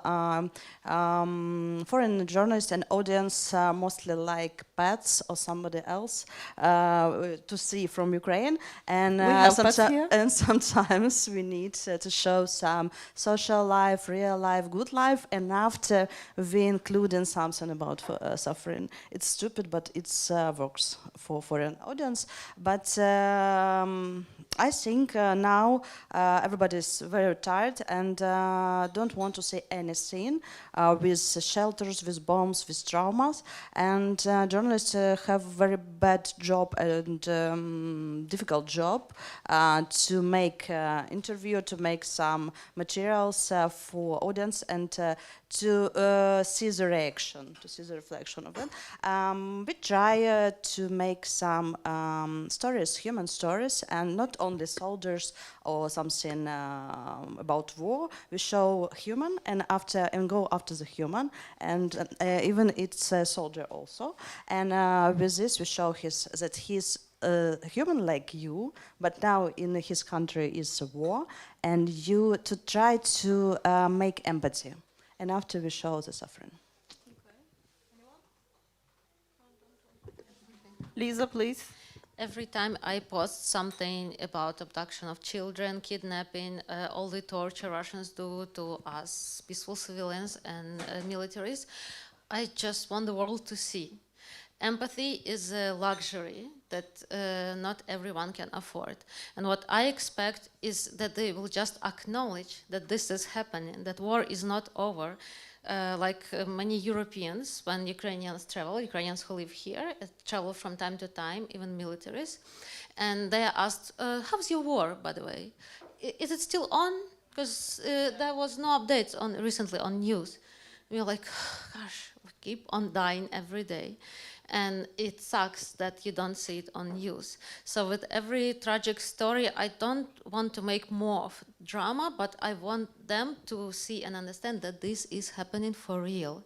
Every day, while we are talking right now, some kids are being kidnapped, raped, and when I just talk about this, I said I'm numb, but when it comes to our innocent civilians, I really get very, very sensitive here.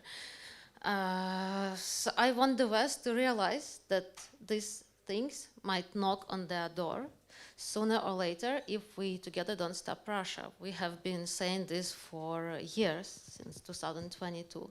And it still seems to me, as to Ukrainian who works with foreigners, that many foreigners still don't get it.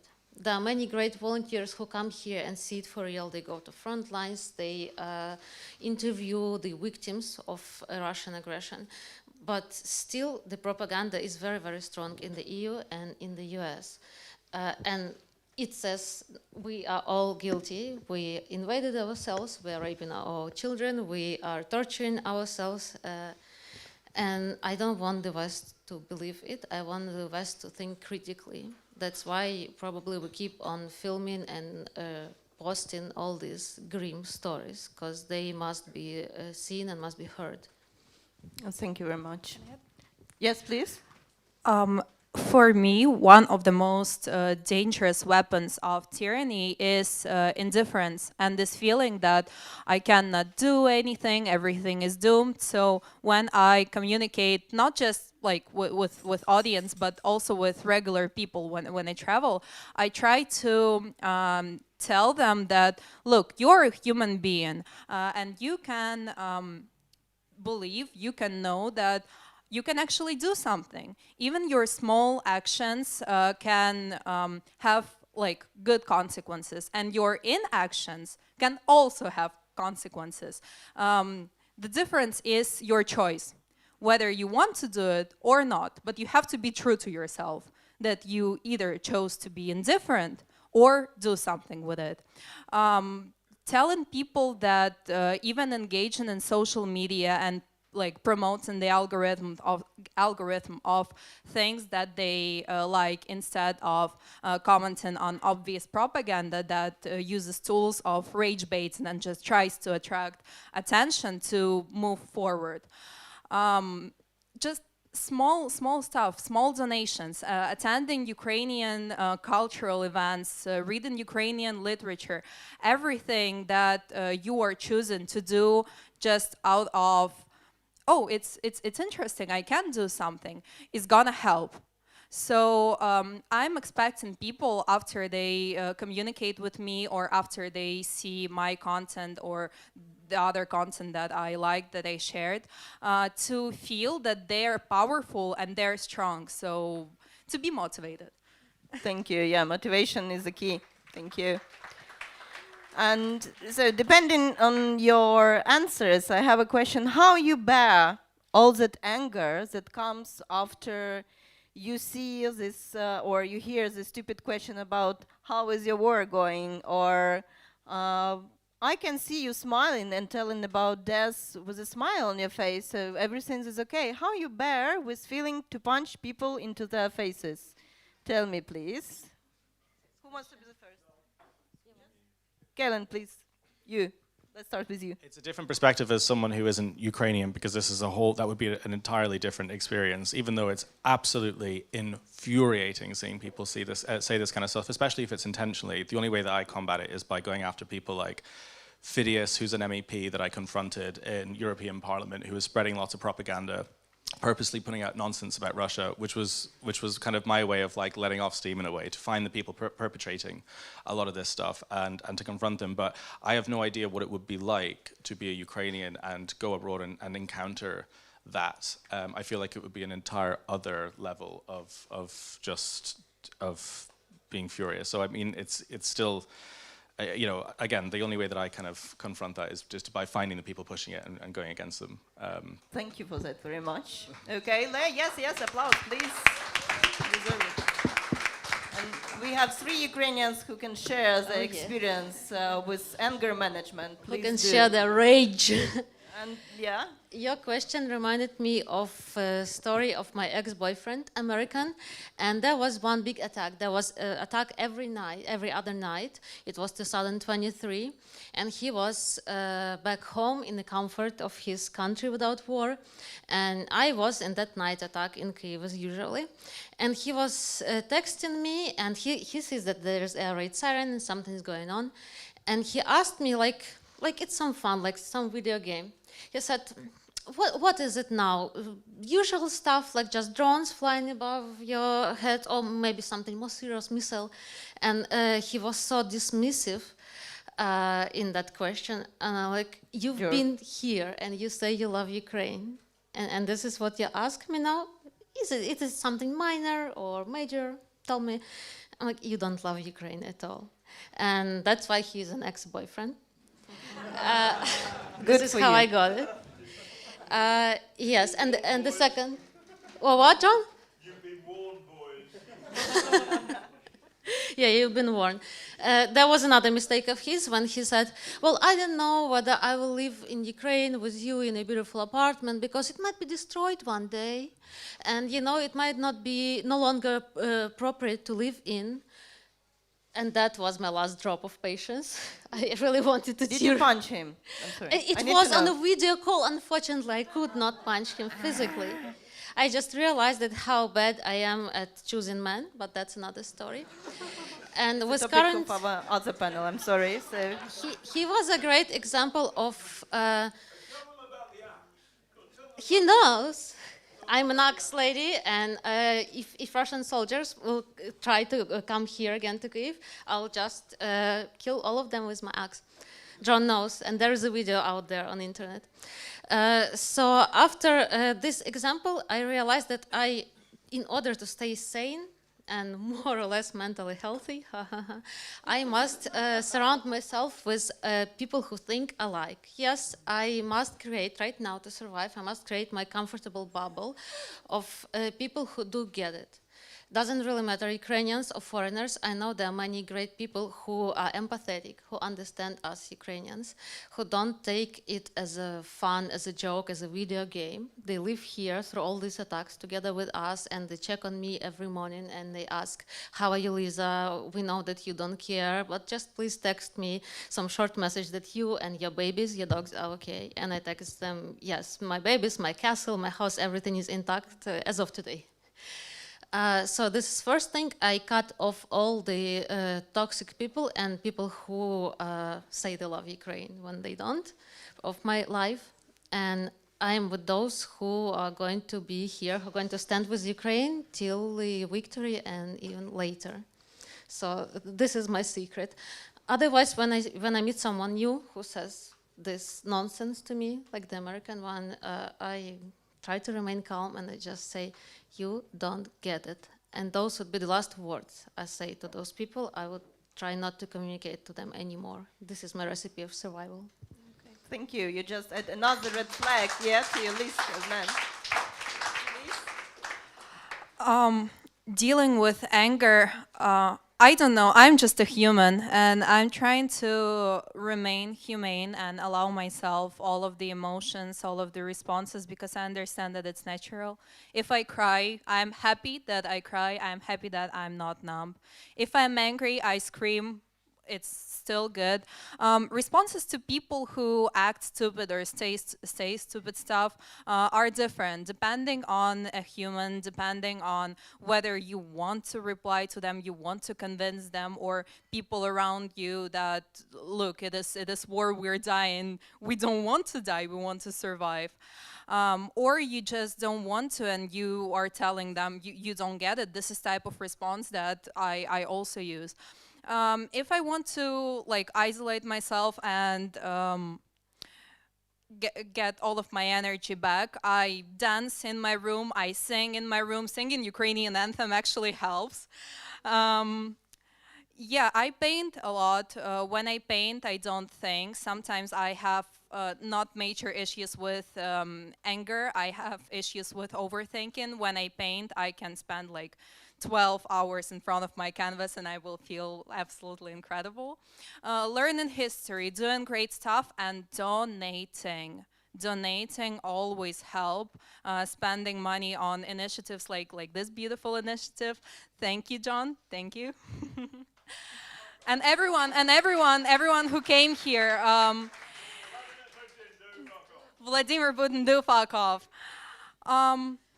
Yeah, so there is no, my point is there is no universal recipe. Of course, it's gonna trigger you. Of course, it's gonna make you sad and angry. I mean, are you kidding me? We're going through such a difficult times, but just understanding that it's not forever. Look at all the beautiful people around you who are like fighting against it and who are doing everything that they can. Our people from armed forces of Ukraine, they are incredible humans. They're incredible. We have some people over here. So yeah, it's going to be okay as long as we're ready to do something about it, and I'm pretty sure that we're ready. Thank you. Okay, Darina. You know, I'm not sure that it's rule, but I use tourniquet with them. How it in English say regular negotiate tourniquet with if I see person offline and hear this, or propose them to get the бронежилет on it.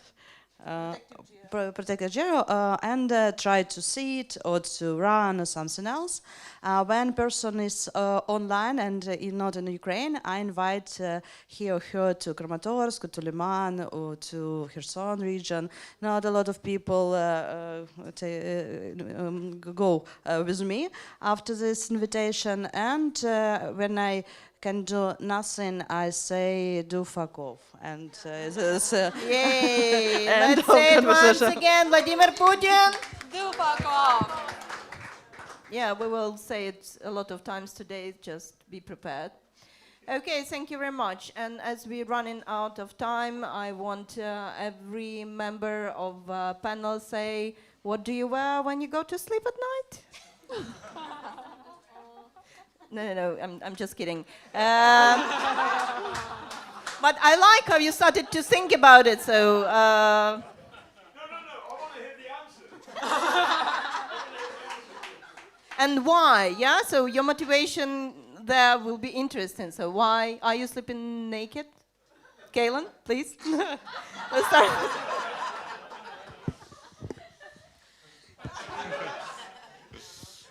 No answer to it. No comments? Yeah.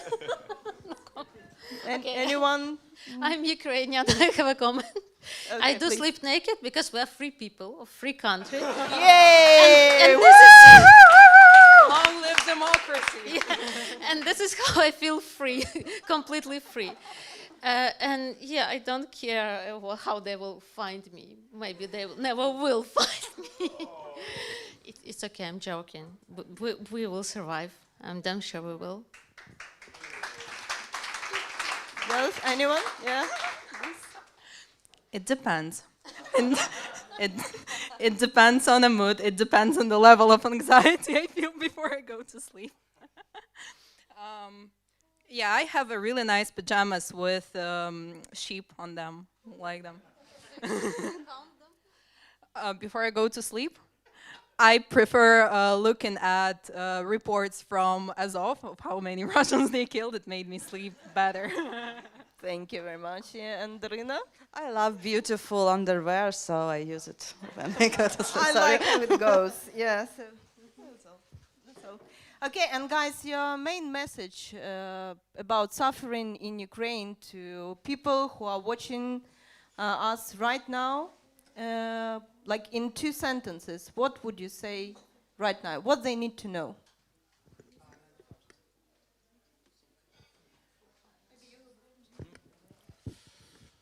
Just to keep watching and sharing and retweeting and reposting and just doing everything to amplify what's happening here every single day, because things aren't getting better or worse. They're exactly just as terrible, and the best antidote to darkness is light and truth and sharing the truth.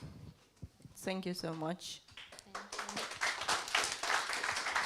Yeah, I would say please just remember that war is on 24/7, and this is our common war. no matter how much some people try to hide in the West from this and say it will never be connected to us, Russia will never knock on our doors. Please remember that everything is possible, and while you're still in the comfort of your beautiful countries without war, just get ready, maybe get some lessons, some trainings in tactic medicine. That would be very useful. Love from Ukraine. Thank you. Don't trust anything Russian because it's naive. What you justify, they use to torture people free as of self-defenders. Thank you. Woo. We want to see all of us in Ukraine after our victory in our beautiful peace country. So please help us to stop it faster.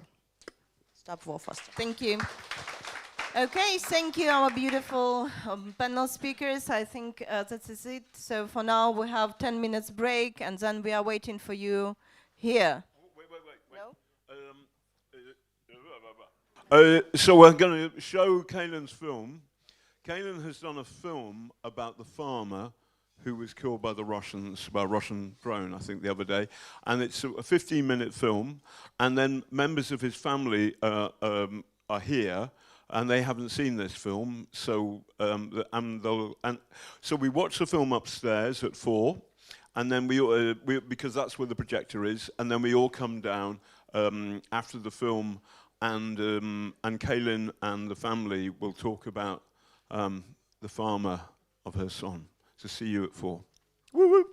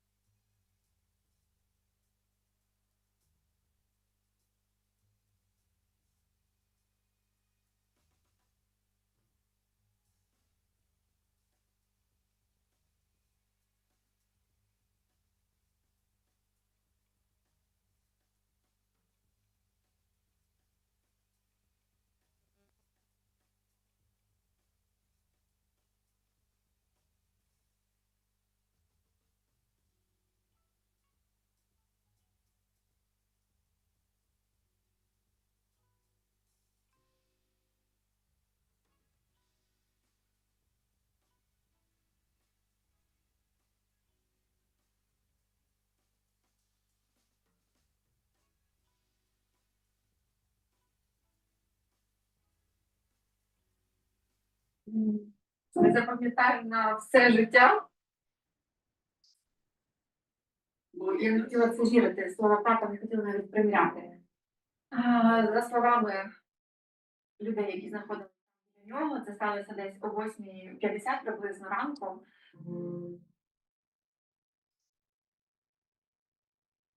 Він знаходився в машині своїй, це білий Форд. Всі знали, яка в нього машина. І я так думаю, що реп, який був на машині, він просто не побачив частоту того дрону ворожого, який направлявся в сторону автомобіля Таври. І це було пряме влучання в лобове скло. Я так собі думаю, що по характерним пораненням на обличчі, що тато, скоріше всього, підняв руку, щоб закрити голову, і шматок дрону проткнув йому грудну клітку і попав в легені. Він ще був хвилин 40 живий. Хлопці його поклали назад, за їх словами, назад в авто, поклали лежачи, і він встав, можливо, в шоковому стані, сів, почав кашляти і стукати, так розказували хлопці, почав стукати водію так в сидіння, що давайте швидше, навіть, мабуть, це він хотів сказати, бо він кашляв. Видно, кров почала поступати в легені.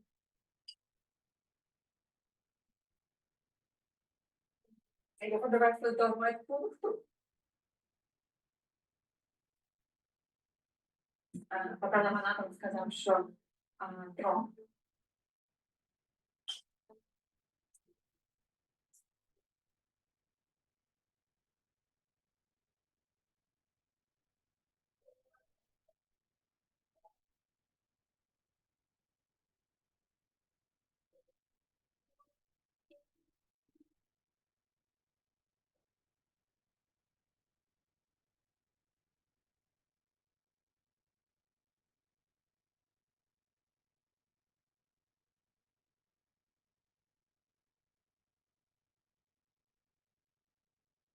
Дивиться тим, що дідусь його часто називав козаком. Дідусь сам говорив, що він як пошовий атаман Костя Дідієнко.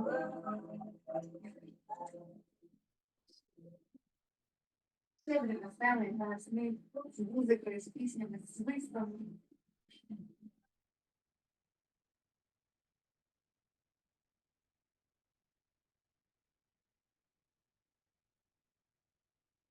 Ви запитав мене, якщо б він був тут.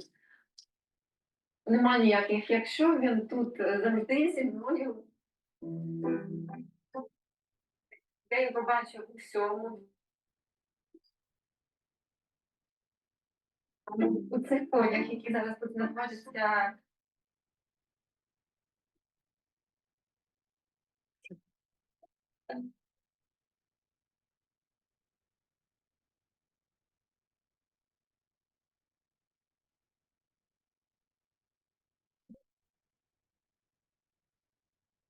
Двох голубах, які мене зустріли на конюшні.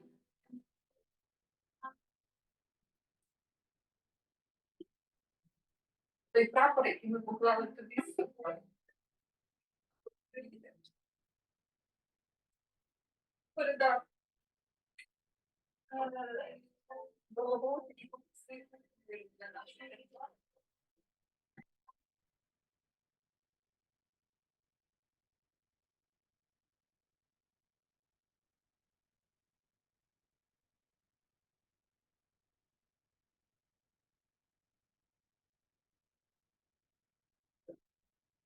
Доброго ранок. Такий у нас сьогодні сонечко сходить. Ранок гарний.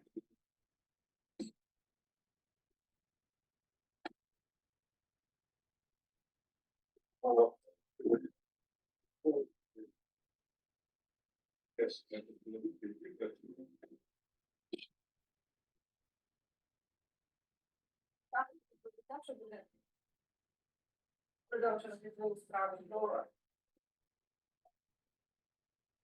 так буде точно.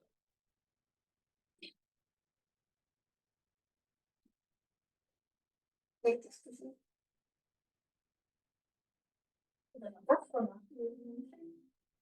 Як ти сказав? Церква тут. Коли я виросту, я сам теж нормально буду вирощувати тварин. Пам'ятаю, який він? Радісний. Радісний. Такий завжди. Сміявся голосно. Завжди улыбка на плечі. Завжди посміхався. Да. Сонечко. Ти хотів у майбутньому? Нормально, родина. Без війни.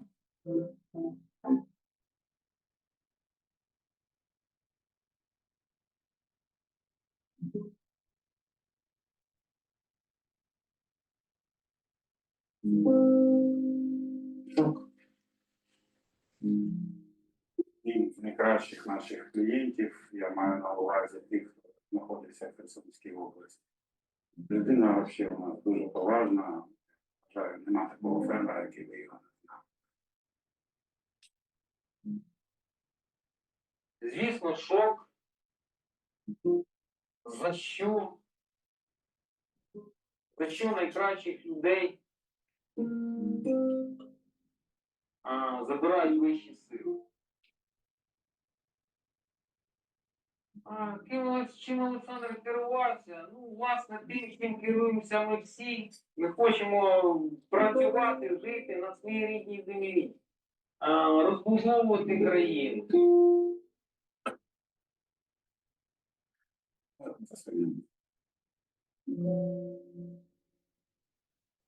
Він зважав на небезпеку, він біг з рушниці, захищав своїх співробітників. Перші, які виникають у мене на думці, потужний. А ще в нього була жага представляти інтереси певної спільноти людей, громади. Він був депутатом обласної ради, він йшов не через владу. Йому не потрібна була влада і якісь регалії. Йому потрібно було, щоб він був голосом тієї громади, де він живе. Щоб достукуватись до влади. Гарна людина була. Жалко, звісно, чоловіка, але дружини так само брат загинув від FPV-дрона в Луцянську в прошлому році.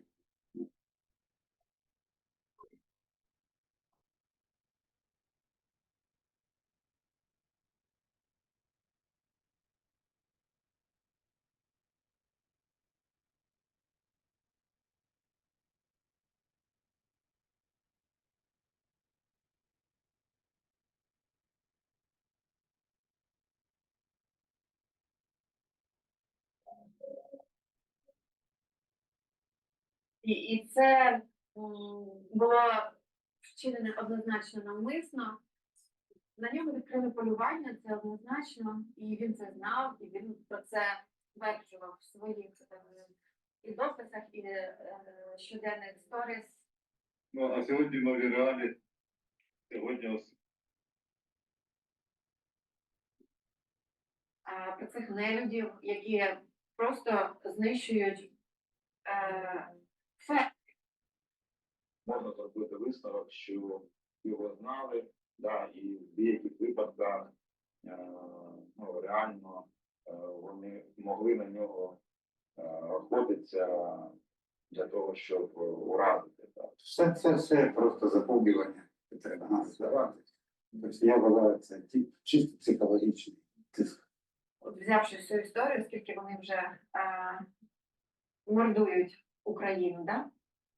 Це ж не сталося в 22-му році, це сталося вже багато століть тому.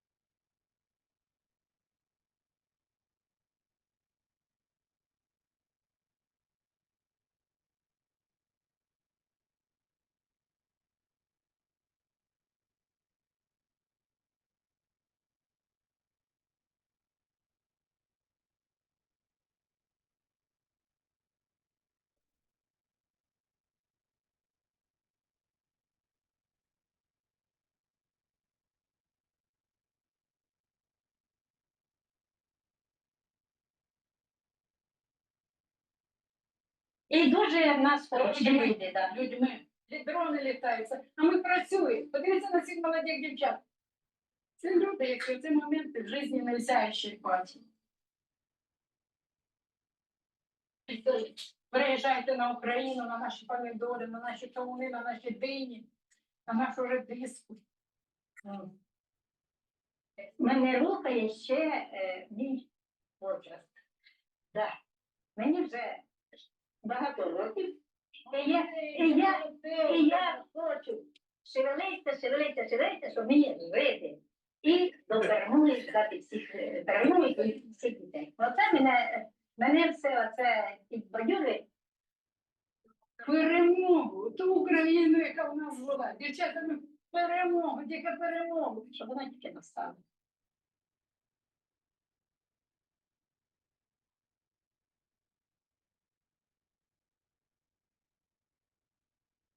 Зразу все сьогодні.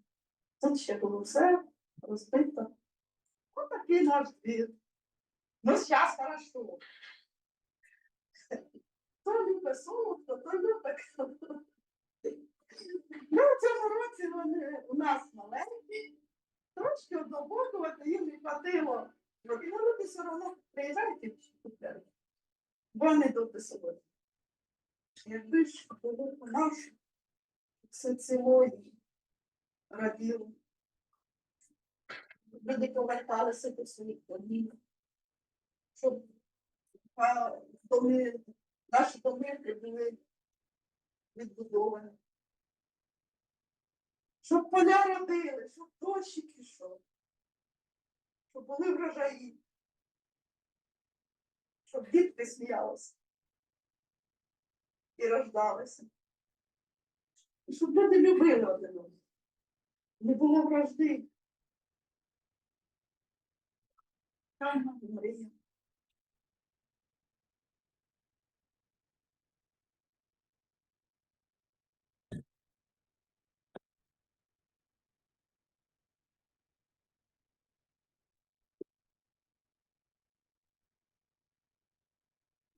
Ну, зараз, я вважаю, є образ херсонського фермера, да, який ну, реально відомий становиться на весь світ, який веде свою боротьбу не тільки з погодними умовами, там, відсутності опадів для того, щоб робити прибуток, а саме безпосередньо веде свою війну з ворогом, з тими засобами, які проти них дійснують ворог, і вони не опускають руки за тих близьких, за Україну.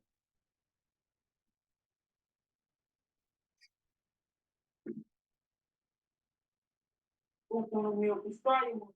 От, ми хочемо жити і працювати на своїй рідній землі. Де ми народились, ми можемо зробити, можемо спланувати, пристосувати. Я тут народився, я виріс. Мій розсуд це саме файне. Це моя земля, я повинен її обробляти. Ось так, оце виїхали, це мені казав, що шукаєте люди, там купити, я кажу, я не можу. Я кажу, навіть якщо буде щодень, я буду старатися, кожен він буде десь, буду старатися, я не можу. Народ український незламний, який має силу волі, силу духу, скільки б нас не гнобили, як би нас не ламали через коліна. Ну, і прикладом цьому є Олександр Васильєв. І в цих умовах сьогоднішніх військових ми теж не опустили руки і працюємо. Звісно, напевно, хотів залишити слід на цій землі від своєї діяльності. Це гарантія.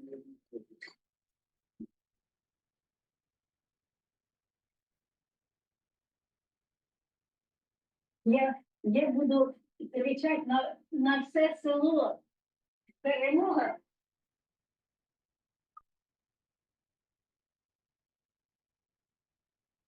І всі будемо збиратися з сусідами і святкувати, родинами, так. Діти це майбутнє. Майбутнє власної сім'ї, держави, суспільства. Всім доброго ранку. Яке у вас сьогодні сонечко сходить. Ранок гарний.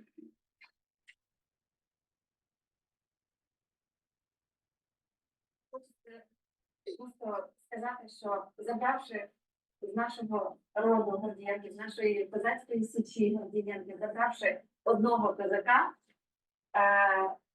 вони залишили живими цілу козацьку січ. І ми обов'язково зможемо дійти до перемоги і виконати татову справу, яку він розпочав. Обов'язково.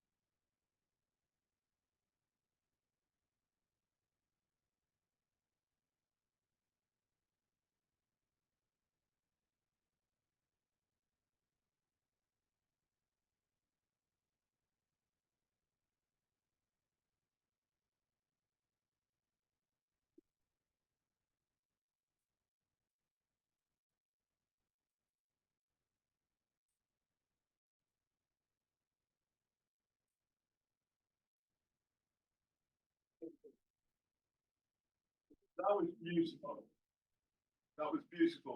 Now the festival continues, and so but actually I just wanted to say I've done lots of stupid things in my life, but one of the things I have done is I said, Kanan, you've got to come to Ukraine.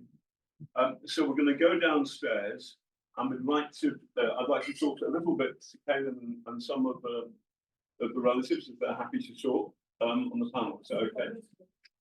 Yeah. So we maybe there were some words here. The problem is that no one in the world sees it. But if we do it here, Actually, we are broadcasting. We are broadcasting here. Yeah. Okay, that's okay. Okay, so come here. We have to stand. We have to stand up. Right, I didn't realize. One.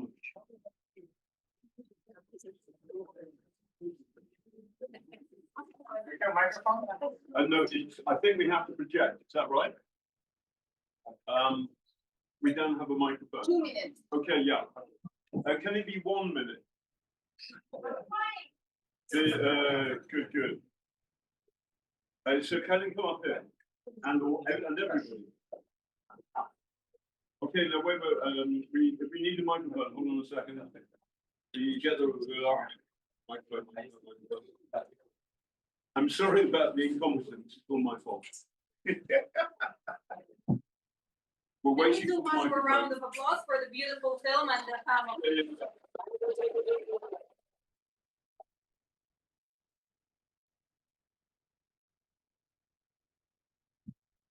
And the microphone is coming.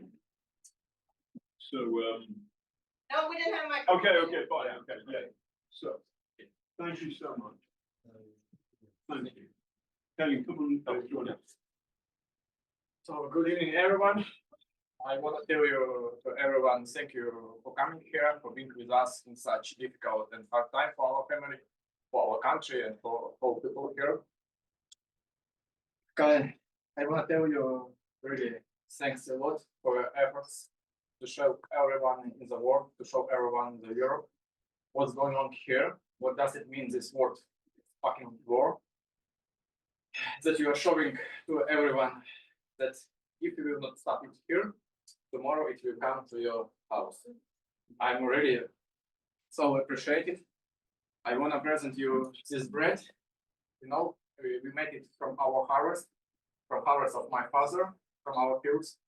this year. His bread consists, from his bread character, from his power, and from power of our nation. Thank you. Thank you so much. Thank you.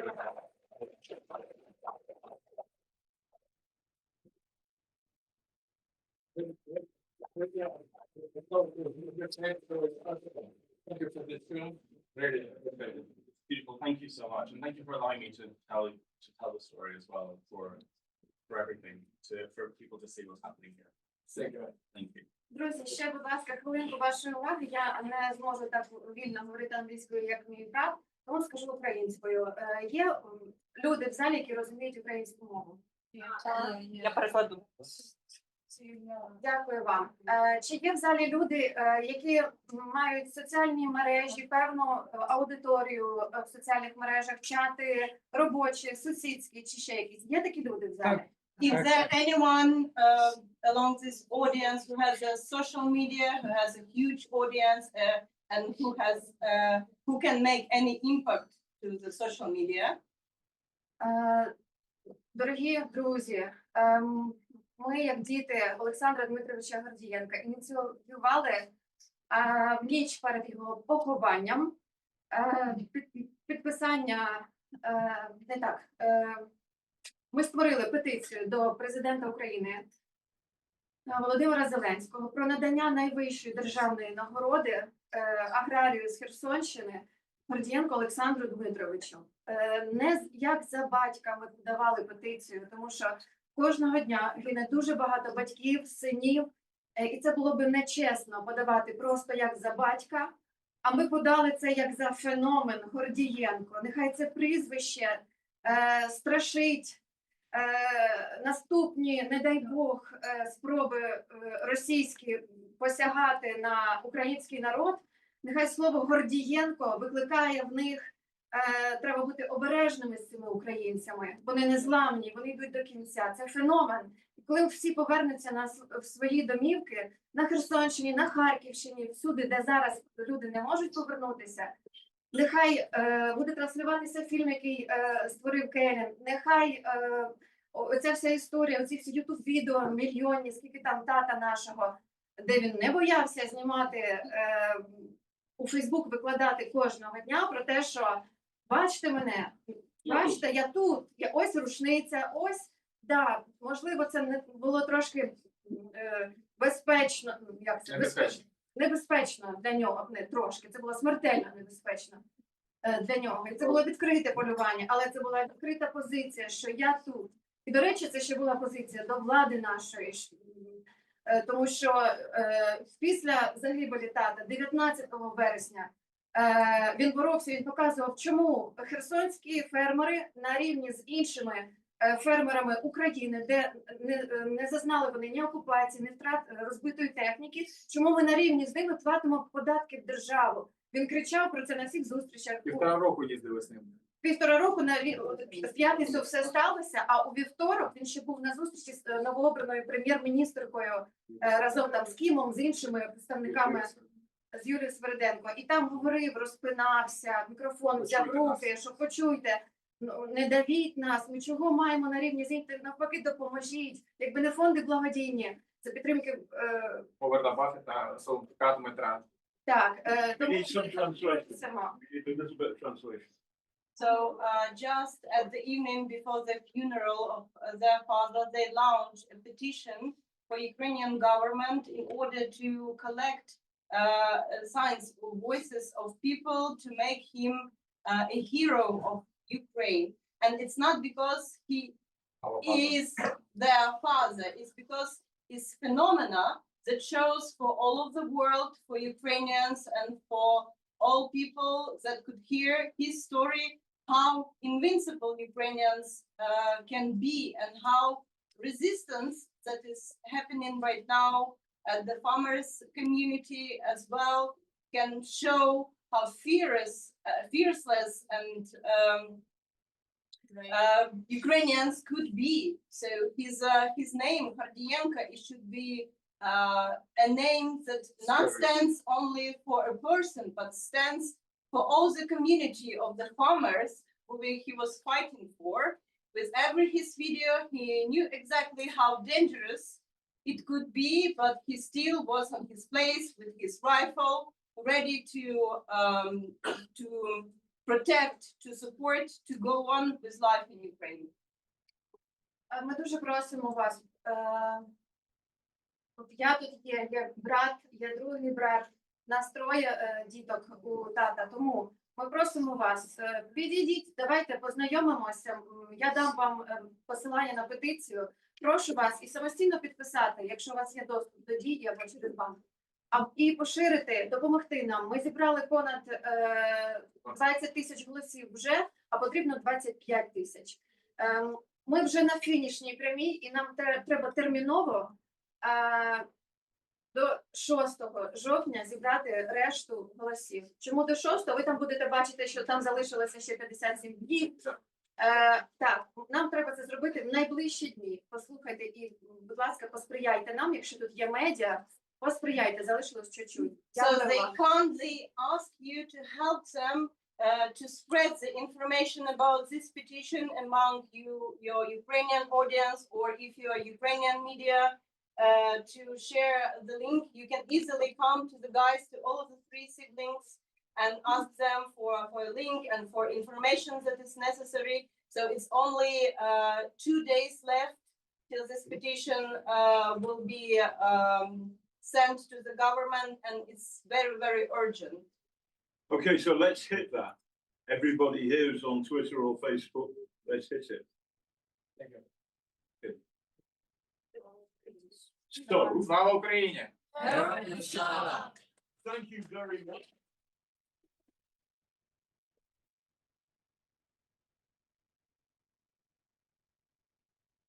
If anyone wants some bread, well, Kaylin's got a fair. Yeah, try it.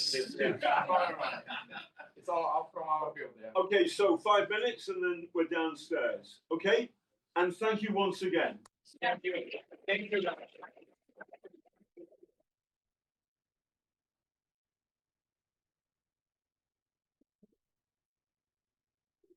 Good. Well done, everybody. Seamless organisation.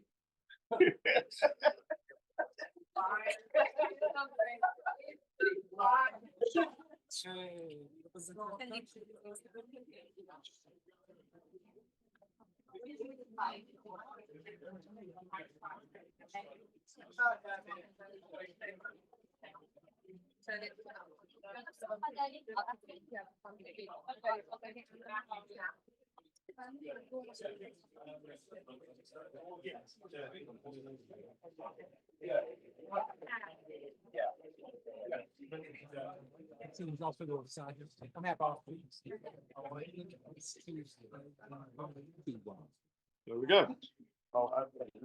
You want?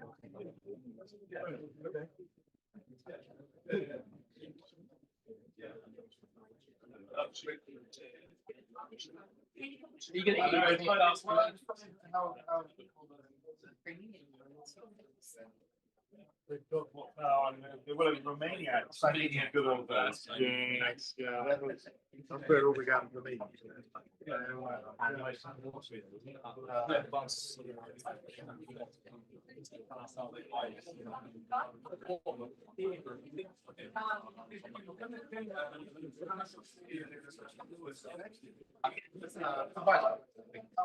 Пилі, дрони, привіт, все, він шашлик жарить там, там теж нормально.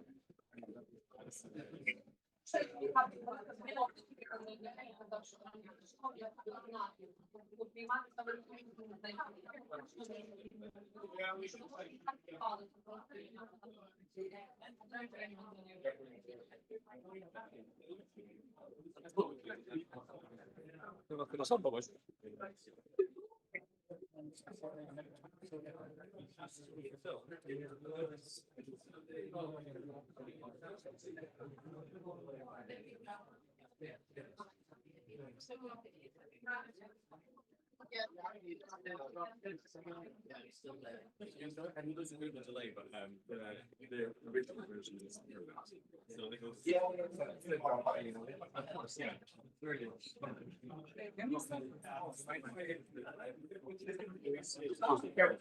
I have no worries. 30 секунд буває. Ось хто знімав, ось хто знімав. Один. 30 годин це треба. І послухайте, навіть секунди на показуєте, а 30 секунд.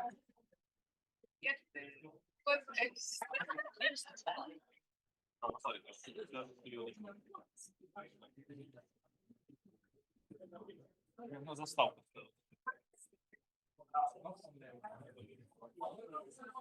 Я зараз допоможу.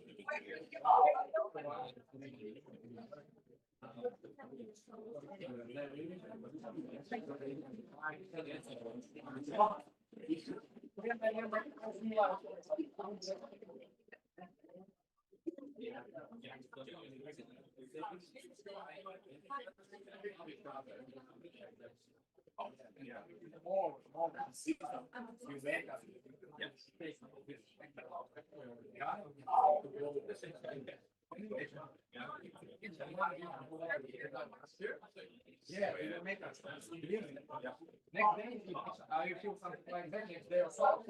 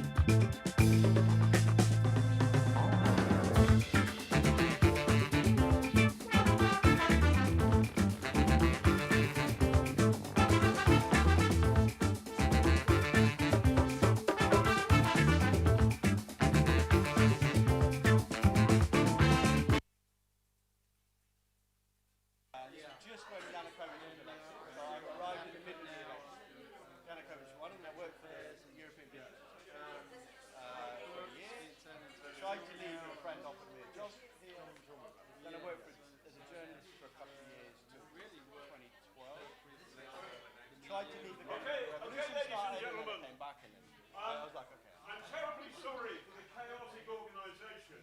And if I find the person who's helped organise this, I'm going to have a word with them. And I'm going to say, fuck off. But actually, I'm going to say, fuck off to somebody else. Vladimir Putin, do! Fuck off. Right, the next session is about, here's a dog. The next session is going to be chaired by my great friend Ian Bearder, who's done all the techie stuff to make this wonderful festival so well organised. And everybody give him a round of applause. And it's the usual Muppets. Sorry, that came out wrong. And take it away, Ian. Hello. I don't think we got one working mic. Ah, there we go.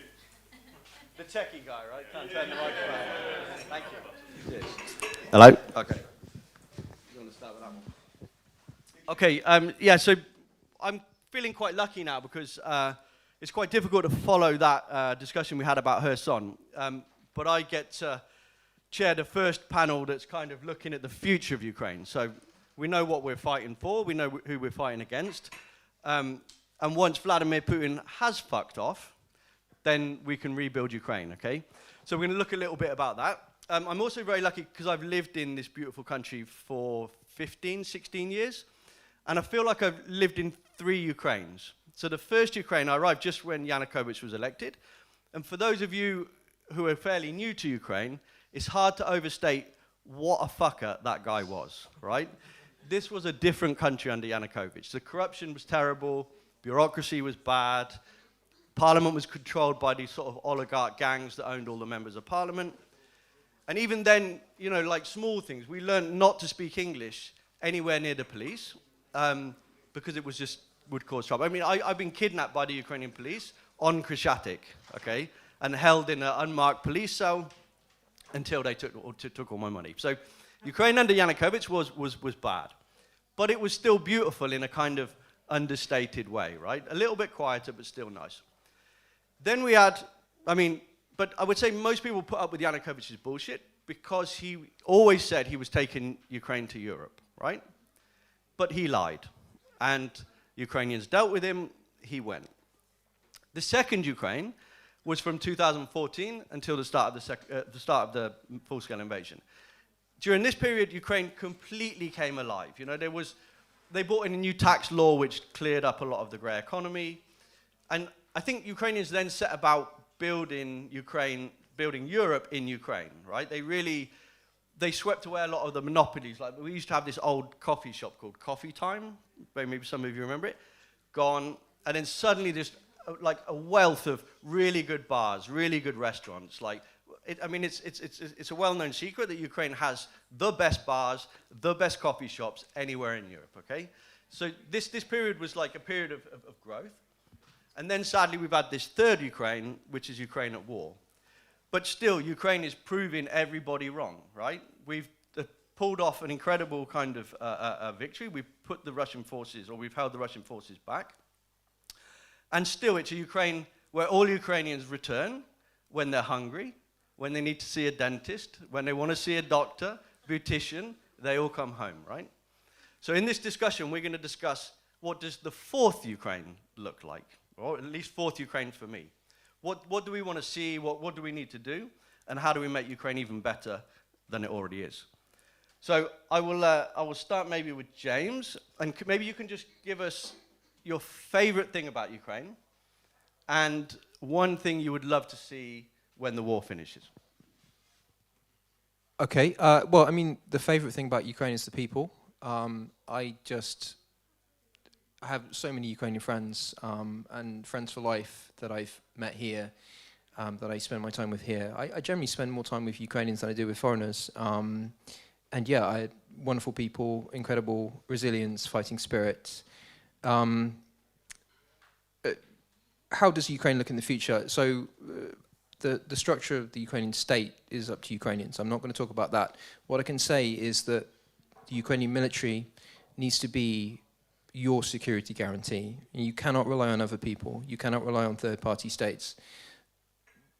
when people are talking about security guarantees for Ukraine, you're asking the same countries that have been perpetually nervous about nuclear war to put troops in Ukraine with the assumption that those troops would be prepared to engage Russia if they would need to. And in that case, they'd be engaging in nuclear power, and you'd have that worry of World War III. So I don't think those security guarantees are credible. I think all this talk of external security guarantees are fantasy, and I think the only thing that will give Ukraine a security guarantee is an exceptionally well-armed, well-trained, professional military. So you're going to need to be, as Ursula von der Leyen said, a steel porcupine. You're going to need to make any further Russian aggression far too costly to even contemplate. And there needs to be a massive reform of the Ukrainian military professionalism. That is already happening. You're seeing this move from a brigade-based system to a corps-based system, and that's already having results. But there needs to be more of this. The last vestiges of the Soviet military culture in Ukraine needs to be vanquished, because that is incredibly corrosive, and far too many good Ukrainians have died because of Soviet-style leadership and mentality. And yes, you need to move away from that, because it's, yeah, like I said, it's cancerous. Yeah, like Jimmy, the people, and Nova Poshta, because I come from England, and if you've ever sent a letter in England, then you'll know what I mean. I think one of the major problems, big Nova Poshta fan as well. How did you get here? Yeah, one of the biggest problems you've got as Ukraine is the same problem like Latvia, Lithuania, Estonia have. You will always have Russia as a neighbor, you know, and that is a major problem. Another issue I've seen, covered a few wars, Iraq, Afghanistan, all of these wars, they come to an end, kind of, and you're left with a shitload of promises from countries that are very, very flaky on promises. Libya was meant to be a new birth. It was abandoned. As soon as, Gaddafi was dead, everyone abandoned ship. So you have to be extremely cautious about strangers bearing gifts, and like Jimmy said, I think that means building up the Ukraine military, which is probably the most well-trained, well-equipped army in Europe now. That's critically important. Security guarantees are about as high value as that tissue. You really have to look at this and not expect the world to be in the same place in 5 years, 10 years, whenever this ends. Yeah, just be careful. Rely a lot more internally than looking outwards. And, it does rely on Europe deciding what relationship it has with whatever comes next. Don't forget, if Putin goes, there's not necessarily a whole lot of good guys in the wings waiting to take over. This doesn't mean No, well, you call me old-fashioned, but, there's not necessarily, when that old twat goes, that it's going to be anything much better. So that has to be borne in mind. Do not let your guard down, would be my best advice. Super, Maria. Well, as a Ukrainian, back in the days, my favorite thing was food. But after I spent 3 years in London, I discovered that it's prices, Ukrainian prices. You mean our food is no good? This is a shock. Yeah, because London is very expensive, and Ukraine has quality better than British, but prices lower than London is. And as for the future of Ukraine, I think I won't speak military-wise, but I see the difference in the perception of foreigners of Ukraine, because now we are on the third year of war. We're not only famous because of the war, we are also famous because of our people, culture, our movies, our musicians, farmers, yeah, our food as well, and our beauticians, because a lot of our girls are working in the beauty industry in Europe, and They're really making our industry, beauty industry, famous. And I see, when I come back to Ukraine, I see a lot of foreigners here who are not only here for work, but because they discovered that Ukraine is a very nice place to live in. And they actually enjoy it, even during the war. And I asked them, but how don't you find the war scary, and the air sirens and the bomb shellings? And they say, well, for the bars and for the restaurants, I can forgive all of that. We'll do a lot for Cherry Veronica. Yeah, but they truly enjoy it because they have great company of Ukrainians here. They see the prospects of Ukrainian youth, and we are developing in every aspect possible.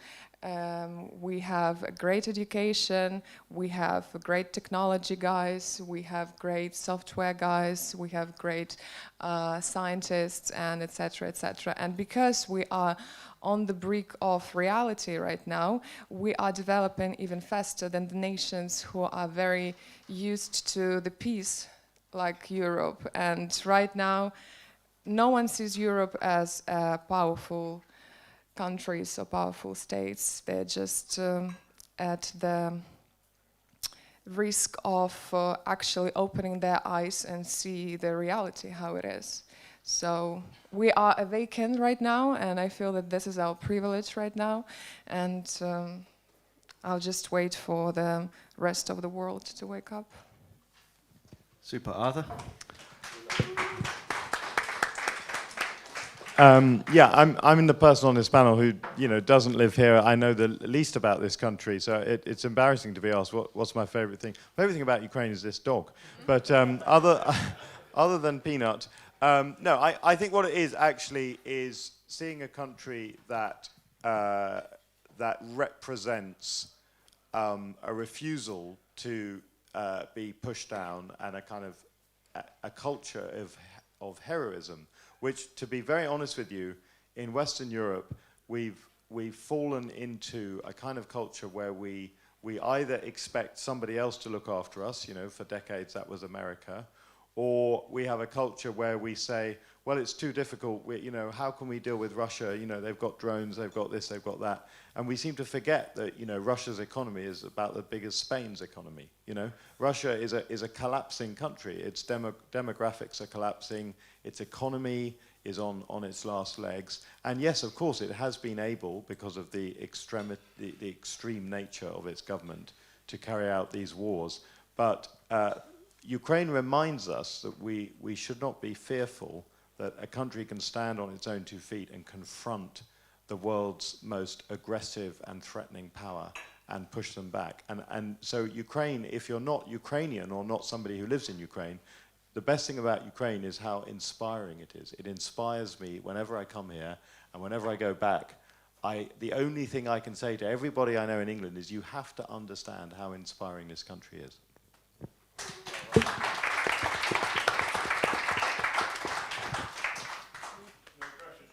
No pressure. I'm Sean. You can keep your Gretschka. I absolutely hate Gretschka. But there's a lot of great things. Free fishing, that's one.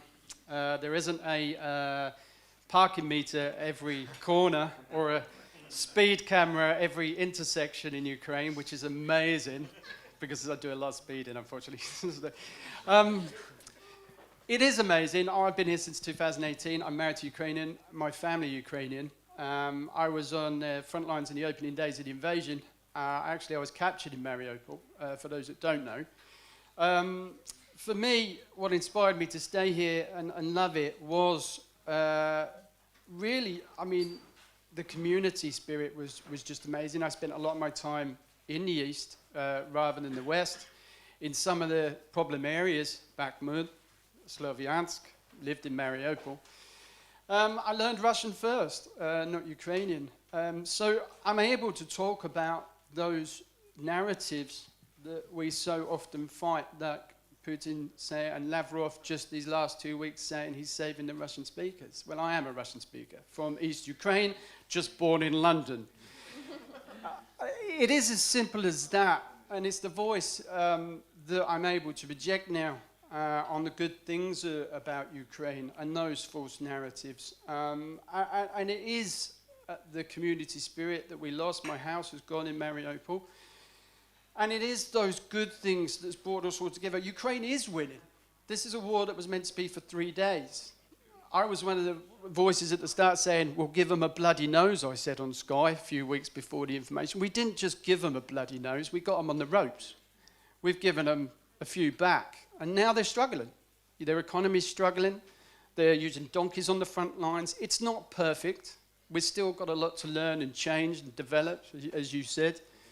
I was here in 2018 when it was Soviet doctrine still, and I was seeing a change. And those joint exercises with the Americans and Sea Breeze, we were moving from that, from centralized command to decentralized command. We have learned a lot over these years, and so has Europe and the rest of the world. And especially, they know where Ukraine is now. Super, thank you. So I think everyone in this room is aware that Ukraine can change. They have the skills to change, and they will change. But what risks do you think there are going forward? I know there's a lot of ambition here to join NATO, to join the European Union, sort of big political stuff. Like, do you believe that's actually going to happen? Is it possible? And what risks are there on a cultural front, on a societal front? Maybe just to sort of, maybe we can think through some of the risks, then we can try to avoid them. Just first thing that springs to mind, the risk is, you know, Zelensky really has to be aware, you know, wartime leaders, as Churchill proved, you know, the transition from war to peace is often as traumatic as the transition from former peace to war. So I just think that is something, I think if I was him, I would get through the war period and then be a willing handover. You know, I can't see the personal motivation to keep going after what he's been through. I think that's a really dangerous point for any government, and not just Zelensky, but, you know, as Churchill found out, war ends, people's outlook, what their desires want changes, and that's just something that Ukraine has to be very careful about. You know, hopefully Europe will make the transition into a fully integrated European nation as less traumatic and peaceful as possible, but I just think that is something everyone has to be aware of at the end of a war, how things change.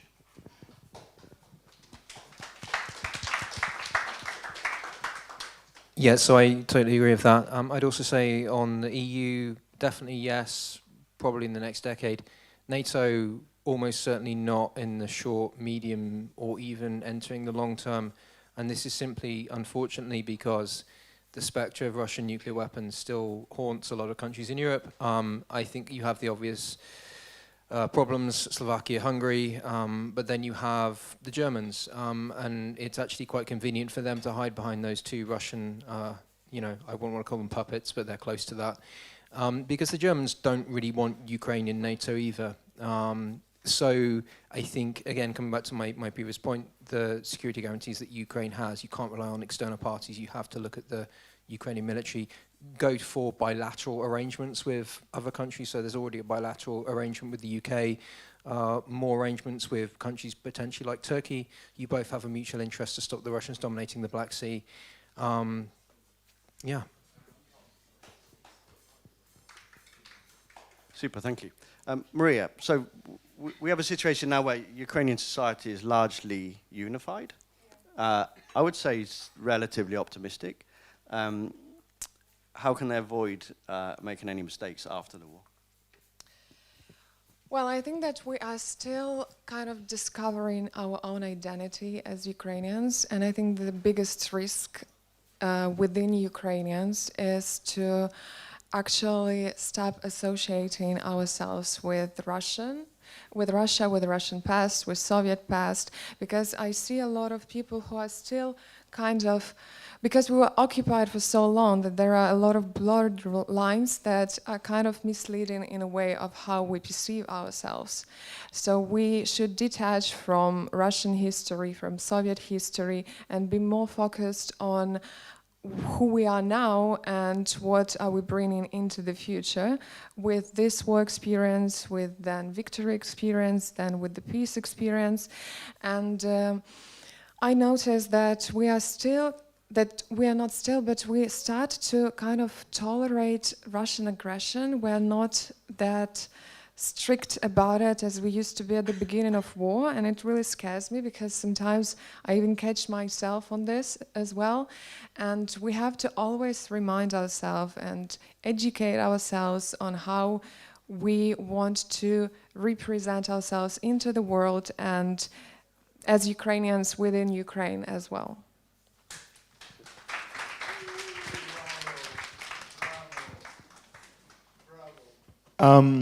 It's a bit hard for me to sort of talk about where the risks are for the future, because it seems to me that coming to the end of this terrible conflict, offers so many opportunities. But one thing I would say is that there's something about a country that's been at war and obviously will have a huge military, and how you transition to a country at peace and the role of that military. And of course there are individuals who may become national leaders. I'm not making a political prediction, but we know some of the people who have been prominent military leaders, and they could have a future, and there's nothing wrong with that. General Eisenhower was a president of the USA. But equally, I think it's very important that the military as an institution stays out of the politics, because actually Ukraine is a free country, it's a beacon of democracy, it's a country whose people have stood up many times against autocratic tendencies, and what you don't want is to have the forces that have fought for your liberation to in some way become forces that could be a part of future repression. So I guess that's an important thing to think about. I'm going to bring it back to veterans. I think if Ukraine isn't conscious of I think it stands at 1.3 million veterans currently within Ukraine, then you could have a real problem of integration when this war finally finishes. And big advocate in that, and a big pusher in setting up a policy for veterans here, which there isn't one at the moment. And I know work is going on to make that happen. It is a problem. We're going to have a lot of these guys come back with trauma issues, missing limbs, and how they're going to integrate. I don't get paid those mega bucks to do that. It's going to be a difficult integration, and that's where Europe needs to step in and support Ukraine in that. And to go back to what you said, really, I mean, it's difficult. I can't see at the moment past the war, because I'm in it every day. I'm on the front lines every day. Not the front lines, but the frontline cities quite a bit. So it's difficult to see. I mean, Dnipro, where I live now, just got hit 4 times this week, and it didn't even make the headlines in the UK or any of the Western media, including the drone attacks on the city centre during shopping hours. So it's difficult when you're living so close to it to actually see past that. And we have to live with that every day down there. So, yeah, I mean, it's going to happen. Nothing stays bad forever. And that's a motto I carried through time in captivity, when I didn't even think there was a Ukraine, because everything was moving so fast. So, again, I go back to what I said earlier. We've already won. We're still here as a nation. The line's holding. Yeah, there are some problems, but who knows what's going to happen in the future. Super, thank you. So I think, since we just got a few minutes, maybe we can ask the crowd, is there anything that you guys would really like to see in Ukraine after the war? Any ideas you've got? Oh, sorry. I think like one of the large things.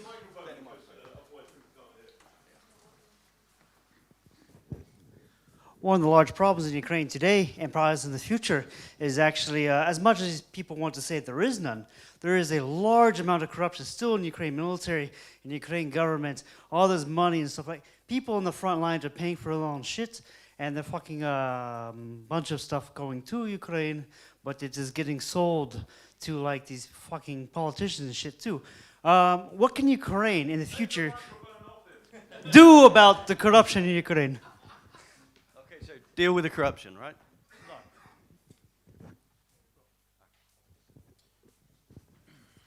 I think the other one thing that Ukraine needs to prepare for and train is the police force.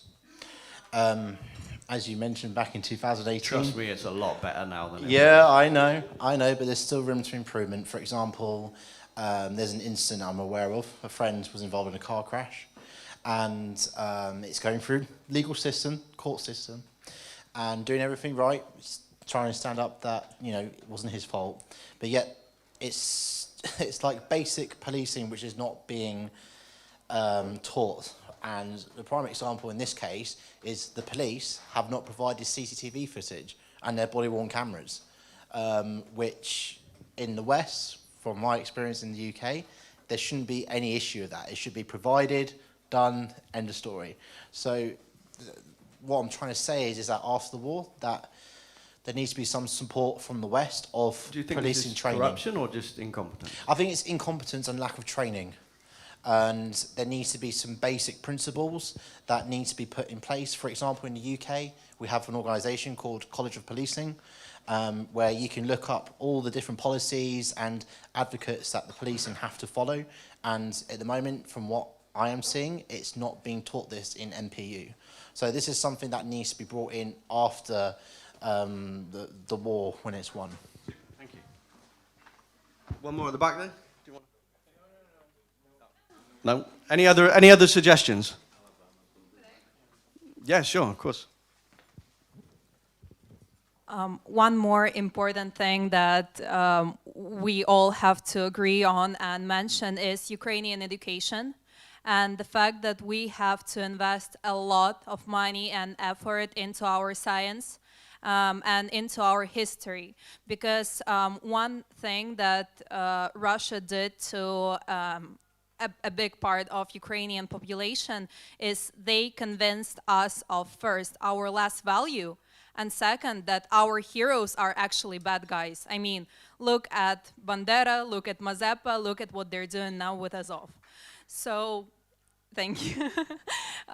So thinking about that, with Ukrainian intellectuals too, with Irina Farion, right now a lot of people who listen to her lectures think, oh wow, she was actually a bright woman when she was alive before she got killed by Russian service.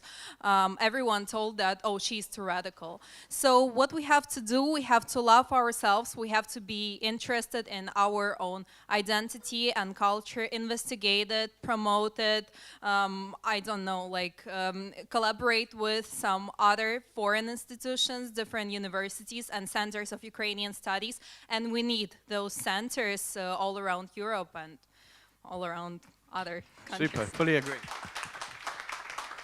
Okay, one more, then we'll need to wrap up. So we're talking about what Ukraine will look after the war, and for me, I think it's very important that we remember the price, hopefully, of victory, right? That we need to build some institutes of memory, so we remember all the fallen heroes. And so Sean mentioned here veterans. I think that if every Ukrainian family sort of adopts a wounded soldier or a family of a fallen soldier, and we take care of each other, then maybe we won't even need the support from without, right? And this way we would be more involved and maybe more united, and the memory would also live through, and this way we would keep it up. So that's just one thing. Super, and one more just brief brief remark. So I remember when COVID hit and Ukraine became this sort of island of freedom. Many foreigners came here because here you could actually go to a bar and have a drink. not unlike in the most of the world. And so I remember when there were rumors of the full-scale invasion, and there was this expat group on Facebook, and some people were urged to go back home, like to New Zealand, for example, and or Australia, right, Australia, because there was extreme there when the COVID hit, and they would say, I would rather deal with the Russians here than go back to this prison island. And so Ukraine was this freedom island, and I hope that we stay this way and that we are open to people, very different people, based on their values. Super. Thank you. I agree. So, talking about Ukraine being a free place, I realized the other day that, hello. Actually, if you look at Europe right now, look at the UK, it's divided. Look at America, completely divided. Germany, France. Here in Ukraine, you have a really unified population, and a population that is fighting for and really believes in European values of freedom, democracy, human rights, right? You have a country which actually believes in a brighter future, a strong army, which we don't have. So honestly, I would say I'm more optimistic right now about the future of Ukraine, certainly in the short and medium term, than the future of America, the future of the UK. So it isn't a bad place to be. The war aside, the war is terrible. We all know this, okay? But Ukraine is in a good place. Once we win this war, Ukraine is on its way up. And I think it will be a wonderful country, and I'm sure many of us will stay around to enjoy it. So thank you to the crowd. We have one more, someone over there, you just want to say a few words? Hi. Ewan MacDonald. I'm a local journalist. One thing that wasn't mentioned, and I think is at the root of this war, is after Ukraine hopefully is victorious, it's reunited with all its parts, Crimea, Donbass, Cuba. You will face the problem of reuniting all of these areas that have been under occupation for a long time. And I think that is the biggest problem that Ukraine faces. Yeah, I think we saw the problems of Kherson, thank you, in this film. But I think, we forget sometimes a lot of Ukrainians are still living under occupation, so I think maybe we should give them a round of applause.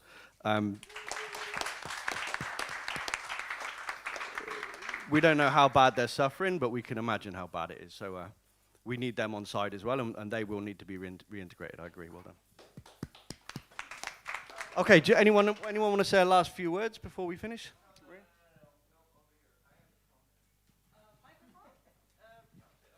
Another one?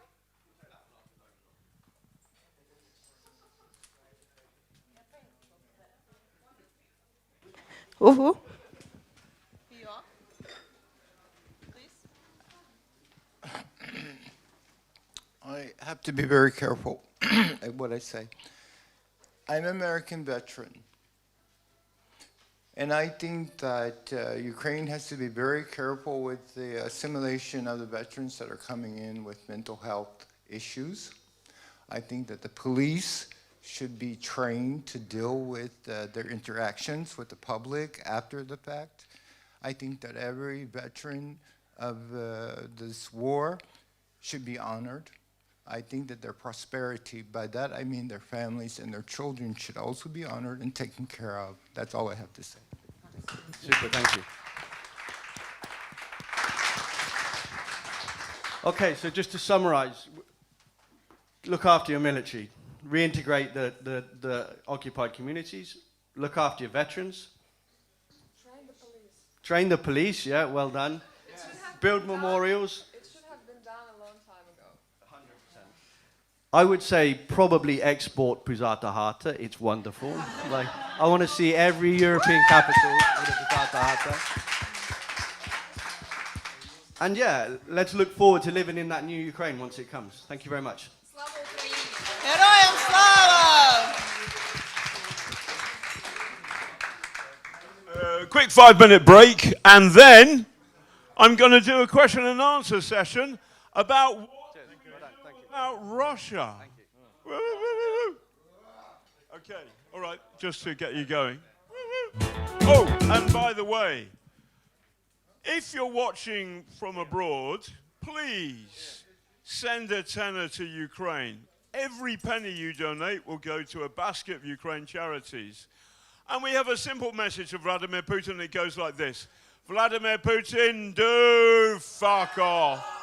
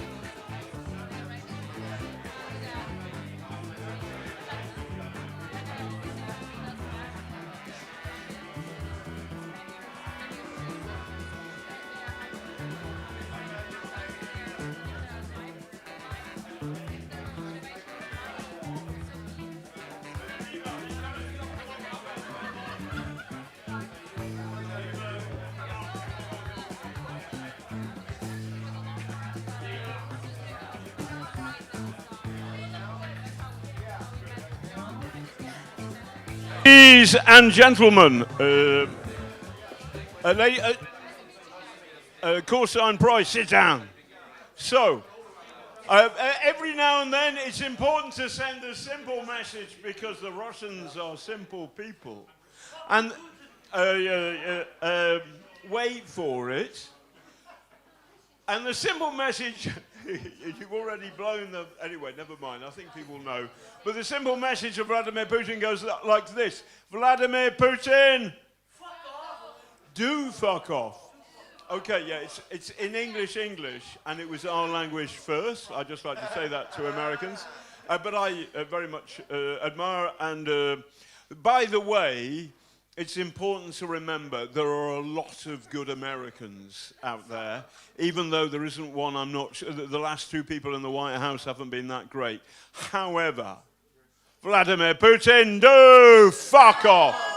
Also, if you're sitting comfortably in the West and watching this or watching the clips of this, please send a tenner to Ukraine. Please put your hand in your reasonably okay bank account and help this basket Ukrainian charities. We help deminers, we help people at the titanium clinic who've lost their legs or arms. We help Lifeline Ukraine, which is a kind of Ukrainian Samaritans, and these causes are good. And there's a whole basket of Ukrainian charities. Every penny you donate goes to these charities, because this festival, we have a kind of sponsor. And I'm afraid to say the sponsor is Vladimir Putin, because I wrote this bestseller called Killer in the Kremlin, and in a roundabout way, Vladimir Putin pays for all of this. He pays for everybody to go, let's do it one more time. Vladimir Putin, do! So the question, and we want lots of questions from the audience, but the first question, and by the way, I think no more than a minute with everybody, because we've only got about 45 minutes or something like this. So the less, thank you for the pressure. And by the way, when I find out who's fucking organised this festival, I'm going to have a serious word with them. So, less than a minute, 30 seconds. What do we do about Russia? Kalen, no pressure. Destroy all of it. I have nothing to add. Yeah. Yeah, completely agree. I'll quote the great Donald Rumsfeld. Sorry. We should bomb them into the Stone Age. How does that one go? Okay, listen, I'm a Liberal Democrat, so I actually don't agree with killing everybody. Okay, I haven't come all this way to be fucking heckled, but maybe I have. No, I'd like to see Putin in The Hague. I'd like to see Russia wear sackcloth and ashes, and actually I would like the Russian Empire to dismantle itself as the British Empire was dismantled by the British. and there is a free Chechnya, Ishkiria they call it, and a free all the other bits. And there's a little bit of Muscovy or whatever you call it. Russia can be Russia, but it doesn't have to have a fucking empire. I'm sorry. Yeah. I'm very impatient person. Yeah.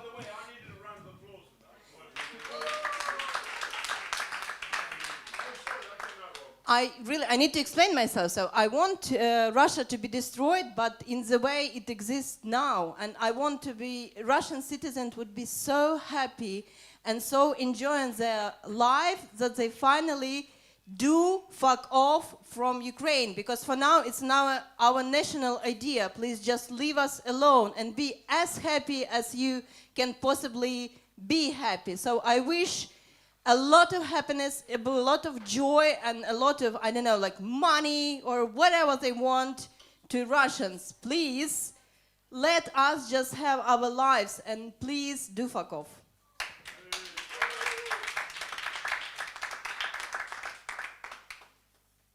By the way, Sean Pinner's written a book. What's it called again? Live, fight, drink red wine. I have not come all this way to be mocked. Anyway, and there is a movie in the pipeline, and they need somebody who is kind of beautiful and handsome and gritty, and I've accepted the part of playing Sean Pinner. I don't know where to go now. Waking up to that call. We've got John Street. What?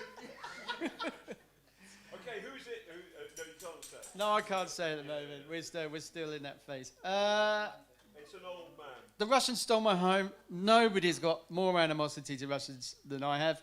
I learned Russian first, not Ukrainian, which is kind of strange, because the only country that I have ever been persecuted by for speaking Russia is Russia. They have stolen my house, killed my friends, destroyed our community. I kind of like my house back. Let's make Russia small again.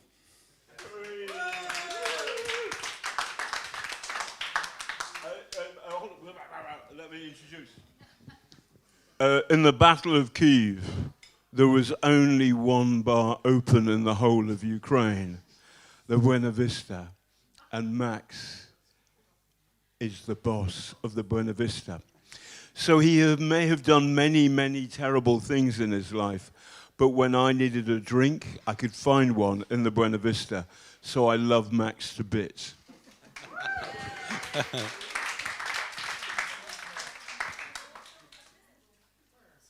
So the question, what's the question? Yes. What do we do about Russia? Have you been a goldfish for long? I always oppose John in this big flow of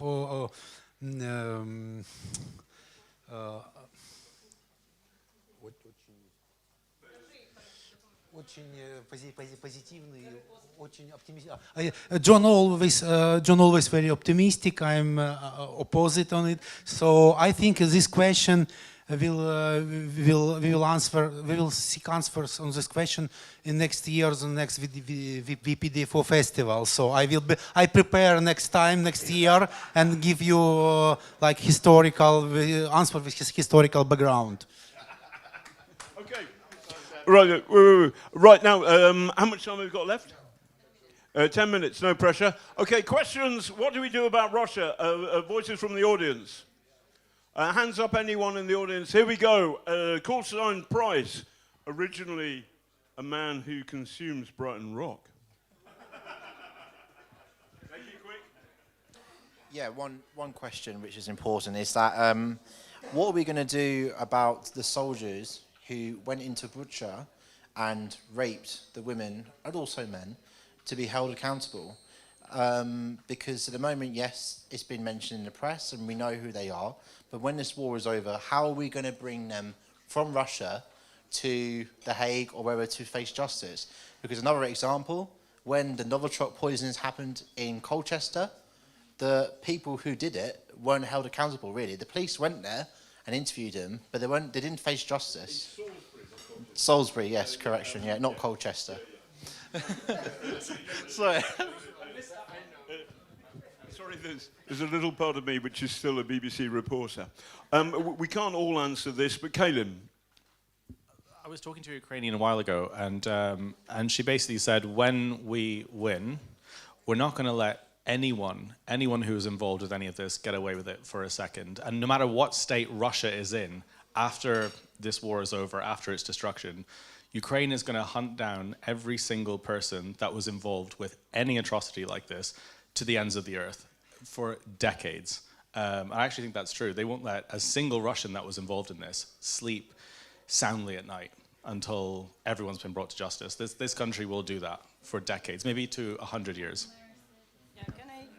Can I add that a lot of NGOs who are working right now on the legal field to collect all possible evidence of the war crimes of Russia and to, in order to put it to international court, and not only with that, so to defeat them in legal field, but when their names were revealed, and these names will be revealed in Russia as well, so all the neighbors, all the families and friends who will acknowledge that the person they know, like a beautiful father, brother, son, etc., did something like they have done in Bucha, in other occupied regions, so they kind of punish themselves.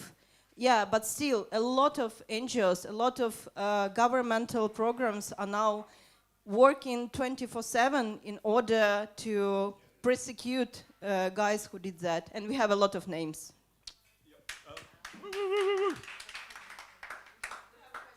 Yes, but Sean wants to answer this as well. Yeah, it's going to be a while. We're currently taking the Russian state to court now. We got a successful... Why are you taking them to court? Essentially, two cases ran. One is to sue the judges that were illegally gave us the death sentence while we were in occupied Donetsk. And another one is against the Russian state for our treatment in captivity. Because you were tortured. Because we were tortured, electrocuted, starved, beaten. Did you deserve it? I by the way, you can't do this in Moscow. As I said earlier, I'm a West Ham fan. A little bit of captivity. It's a little bit of yeah. So I've seen it all before. It is something that's the longevity of this is going to take a while. It's been going on for 2 years, but if we are successful, if we are successful, then it will open the doors up for Ukrainians to be able to claim against the Russian state for their atrocities. It's a landmark case, so keep your eyes in the press because we're going to England soon to enforce that verdict. I will tweet away all at some point when I've stopped drinking red wine. I'll put in all the detail of this. Everybody who's watching, send it to Ukraine. Paul. Look, I have personal experience from this. 13, 14 years ago, I was blown up in Syria. My colleague was killed. Since then, we've brought a successful prosecution in America. And 3 weeks ago, we got Bashar al-Assad an international arrest warrant for ordering the attack on the media centre we were in. So, as slow as it seems... She agrees. As slow as it seems, the wheels of justice do grind along, but they do eventually get there. And, you know, he's now in Moscow with all the other old... It's like the memorial home for old dictators there. But, you know, it does come to them. Yeah. Marina, hold on. I'll give you the mic. And there we go. Hello, everyone. My name is Marina. I just wanted to add to the answer of what to do with Russia after we have peace here in Ukraine. I'm half Tatar. My mom is Tatar. My grandmother still lives in Russia, in the Urals, in a Tatar village. And I haven't seen her for 10 years since Russia annexed Crimea. I told my mom I will never step a foot in Russia until Crimea is free. But what I want the Western world to know is that Russia consists not only of Russians, there are Tatars, and my grandfather Gaziz, who was in World War II, he always told me, Marina, you have only two native languages, Tatar and Ukrainian. And I want us to learn and to think about how to tell the world that there are Tatars, Bashkirs, Chukchas, Yakuts, Sakha people, how to tell the story, the real story of Russia. Thank you.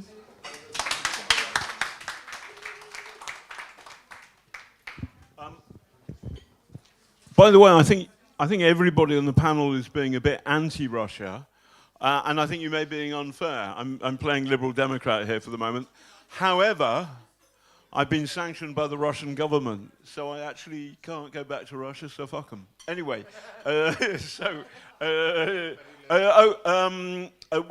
Arthur, why didn't you answer that question, even though you're not on the panel?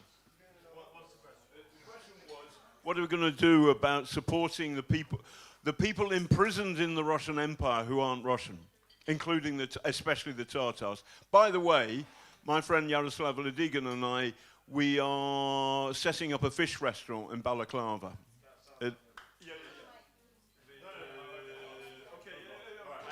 I promise you I didn't. This wasn't my idea. Okay. Well, on that point, there are various initiatives to talk about the free peoples of Russia, and of course, as you've identified, Russia is an empire, and there are subject peoples, people who are living in captivity, including Tatars, Chechens, Ingush. You know, look at the map of Russia. It's not a country; it's an empire. I was going to make a different point, and I was going to make a point that if I do it wrong, I'll be chased out, and I'll have to run. So what I was going to say is, of course, Russia. This is Russia's war on Ukraine. It's not Putin's war. It's Russia's war. Many, many Russians have supported what has happened. They've enabled these actions, but there are Russians, not many, but there are Russians who continue to. In a situation that is extremely dangerous and challenging for them, continue to oppose Putin. So just for example, so I'm saying this not to give you lectures, and this is not for me to tell Ukraine about Russia, but I attended a workshop in Yerevan, Armenia, for Russian lawyers, young Russian lawyers, most of them in their 20s, and they're defending young Russians who are opposing the regime. So if someone spray paints "fuck Putin" on a wall, which we all agree with, fuck Putin, that person needs a lawyer, and there are still people, not many, but there are still people. So the only reason I mention this, it's not Ukraine's job. I wouldn't for a minute suggest that it is, but it is the job of someone in the international community at some point to help empower those very small number of people in Russia who have stood up in spite of everything that's going on. And because Russia's future, if we don't want Russia to continue to be an imperialist, aggressive power, there has to be some future where those people are given some empowerment. So that's all I have to say. You don't have to applaud. By the way, I was going to clap that because no one else would. Well, there we go. All right. And now I have to run away. No, this isn't Russia. This isn't Russia. This is a free state where this is a free country and all of that. Are there any? There's the Texan. You had a question? I have more comments and questions. Okay, shout it out. Well, it's a multiple part. Like as this one lady over here. Hold on a second. I'm going to give you the microphone. People might not know them, but the minority in Russia are actually Russians. There are way more ethnicities in the Russian Federation than there are Russians, but whatever. Anyways, By the way, you're a Texan. Shouldn't you declare an interest or way more Mexican? my interest is that people who want to join Russian are unionists and not separatists, and they are all, you might want to censor me here, they're all fucking faggots. Because a true separatist does not want to join a giant Pidorowski union blood. But, that's my opinion. Like the people in the Donbass region, if they want to say they're separatists, they're not separatists. They're just unionists, joining the union of the Federation of Russia. But anyways, what the future of Russia should be is Ukraine should sell this territory of Russia to America for these great landforms. Some of that was good. Some of that was good. Okay, there is a no, Mark first. No, thank you, John. Yeah, just on the. Who are you? I'm Mark Twitchett, a fellow Liberal Democrat, and Have you ever been in an army? and I've been in an army too. The questions about. I think Arthur mentioned empowering those people who are the low-hanging fruit within the population that deserves the support. But I suppose the flip side of that is that a lot of the population has been indoctrinated over decades. So my question will be, what can actually be done in order to bring Russia into alignment with our values, bearing in mind what happened at the end of the last war was that the people in the West, those members of the German Reich, there was a process of denazification, but that isn't going to be happening now. And so, what is the way forward to bring them into the family of nations? Yeah, lovely. Thank you very much. And I'm going to take. We have a separatist in British terms in the audience. He's called Evan. And he would like to, and all of those people, they're called Welsh people. And, and anyway, the Welsh separatist has a question. Thank you, John, for that. Mark slightly stole my question, but sort of jumping on that, how realistic is it in the future after Ukraine wins that there will be a positive relationship that there could be a positive relationship between Russia and Ukraine and the West, and that kind of mutual respect between the people? Okay, there's one here, and then we're finishing. I don't think that it's an appropriate time and place, the middle of Kiev, to look for a friendship with those who send drones to kill us and they rape children and women. But I think that it is a generational thing that, of course, I am not gonna be friends with any Russian, of course, because there are way too many things that happened for me to look out for friends in those 143 millions, because I see a threat in them. And I can also see how people from Bucha, how people who escaped Mariupol, how people who, all around Ukraine, see a threat and not a friend in them. So first thing that we have to look for is accountability for Russians. And then when they're going to pay reparations for our children who, I'm sorry, going to have to live in a half-destroyed country. So, yeah, first thing that we have to do is we have to care for Ukraine, who has been so scarred by Russia. And then look for friendship between us and our occupiers. Just quickly, I think you just need to look at Russian history. There is no better Russia. Germany was only denazified after it was leveled, occupied for 50, 60 years. And there's still issues with the far right in Germany now. So stop looking for a better Russia, because it doesn't exist. Work out how to contain it, how to destroy its military and industrial and economic power, and take it from there. Okay. So I think. What's the time? How much time have we got? We got 5 minutes. You want to have a question here? Off you go. I'm Austrian, but nobody's perfect. But Austria has been a bad example in the past, and unfortunately Putin took that one Austrian guy and made him his hero and copied him, unfortunately. But I wanted to say, what can be the future for Russia? In Austria and Germany, it took us like 80 years, it took us this many decades, and I think even some decades to come, to get rid of the Nazi programming that people had in their brains. And I think it will take Russia at least the same time, right? It takes us decades to I mean, I don't want to speak for Ukrainians. You decide when you're ready to talk to them and make friends with them, if ever, right?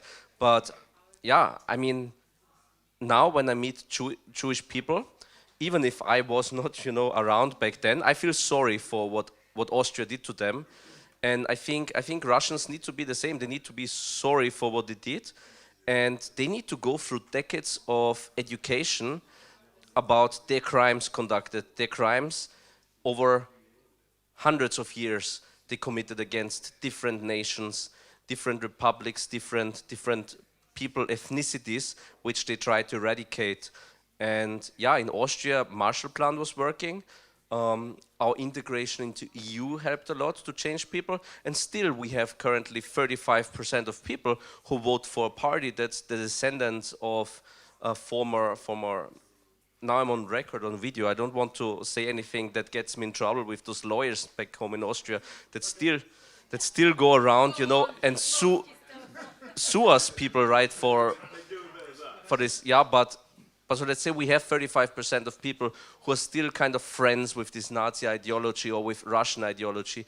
So you see there's still a work ahead, and I think it will take hundreds of years until the people can be integrated into normal civil society again. Wonderful. We got a comedian. We got two comedians and a band. We got three comedians and a band. Two comedians, three comedians. We got three comedians and a band. Whatever. Anyway, Vladimir Putin, do. Right now, in 10 seconds each. Everybody shush, by the way. Order, bit quiet. Send a tenner to Ukraine, support our crowdfunder, please. Now, everybody, very quickly, 10 seconds each. What happens to Vladimir Putin? Caleb.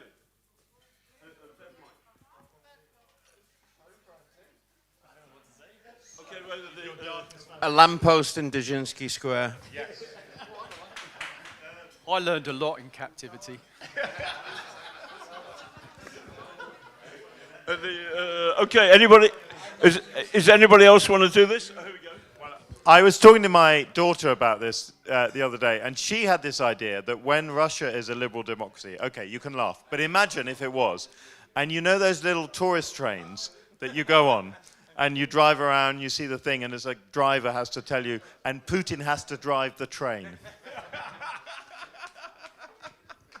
Anyone else? Okay, so this is the formal kind of, dare I say it, the intellectual part of the evening, and I think I shouldn't actually, so I won't. I hope you've had good fun. Have you had good fun? Yes. Have you learned something about this terrible, brutal, evil war that Russia is waging against Ukraine? Have you got a simple message to Vladimir Putin? And does it go like this? Vladimir Putin, do! And I do fucking hope I don't have to do this next year. We don't have to do this next year. I want to thank, by the way, Sasha Alexandrenko. I'd like to thank Sasha. Anyway, for organising everything and doing it was, and all the team. A round of applause to Sasha. A round of applause to the team.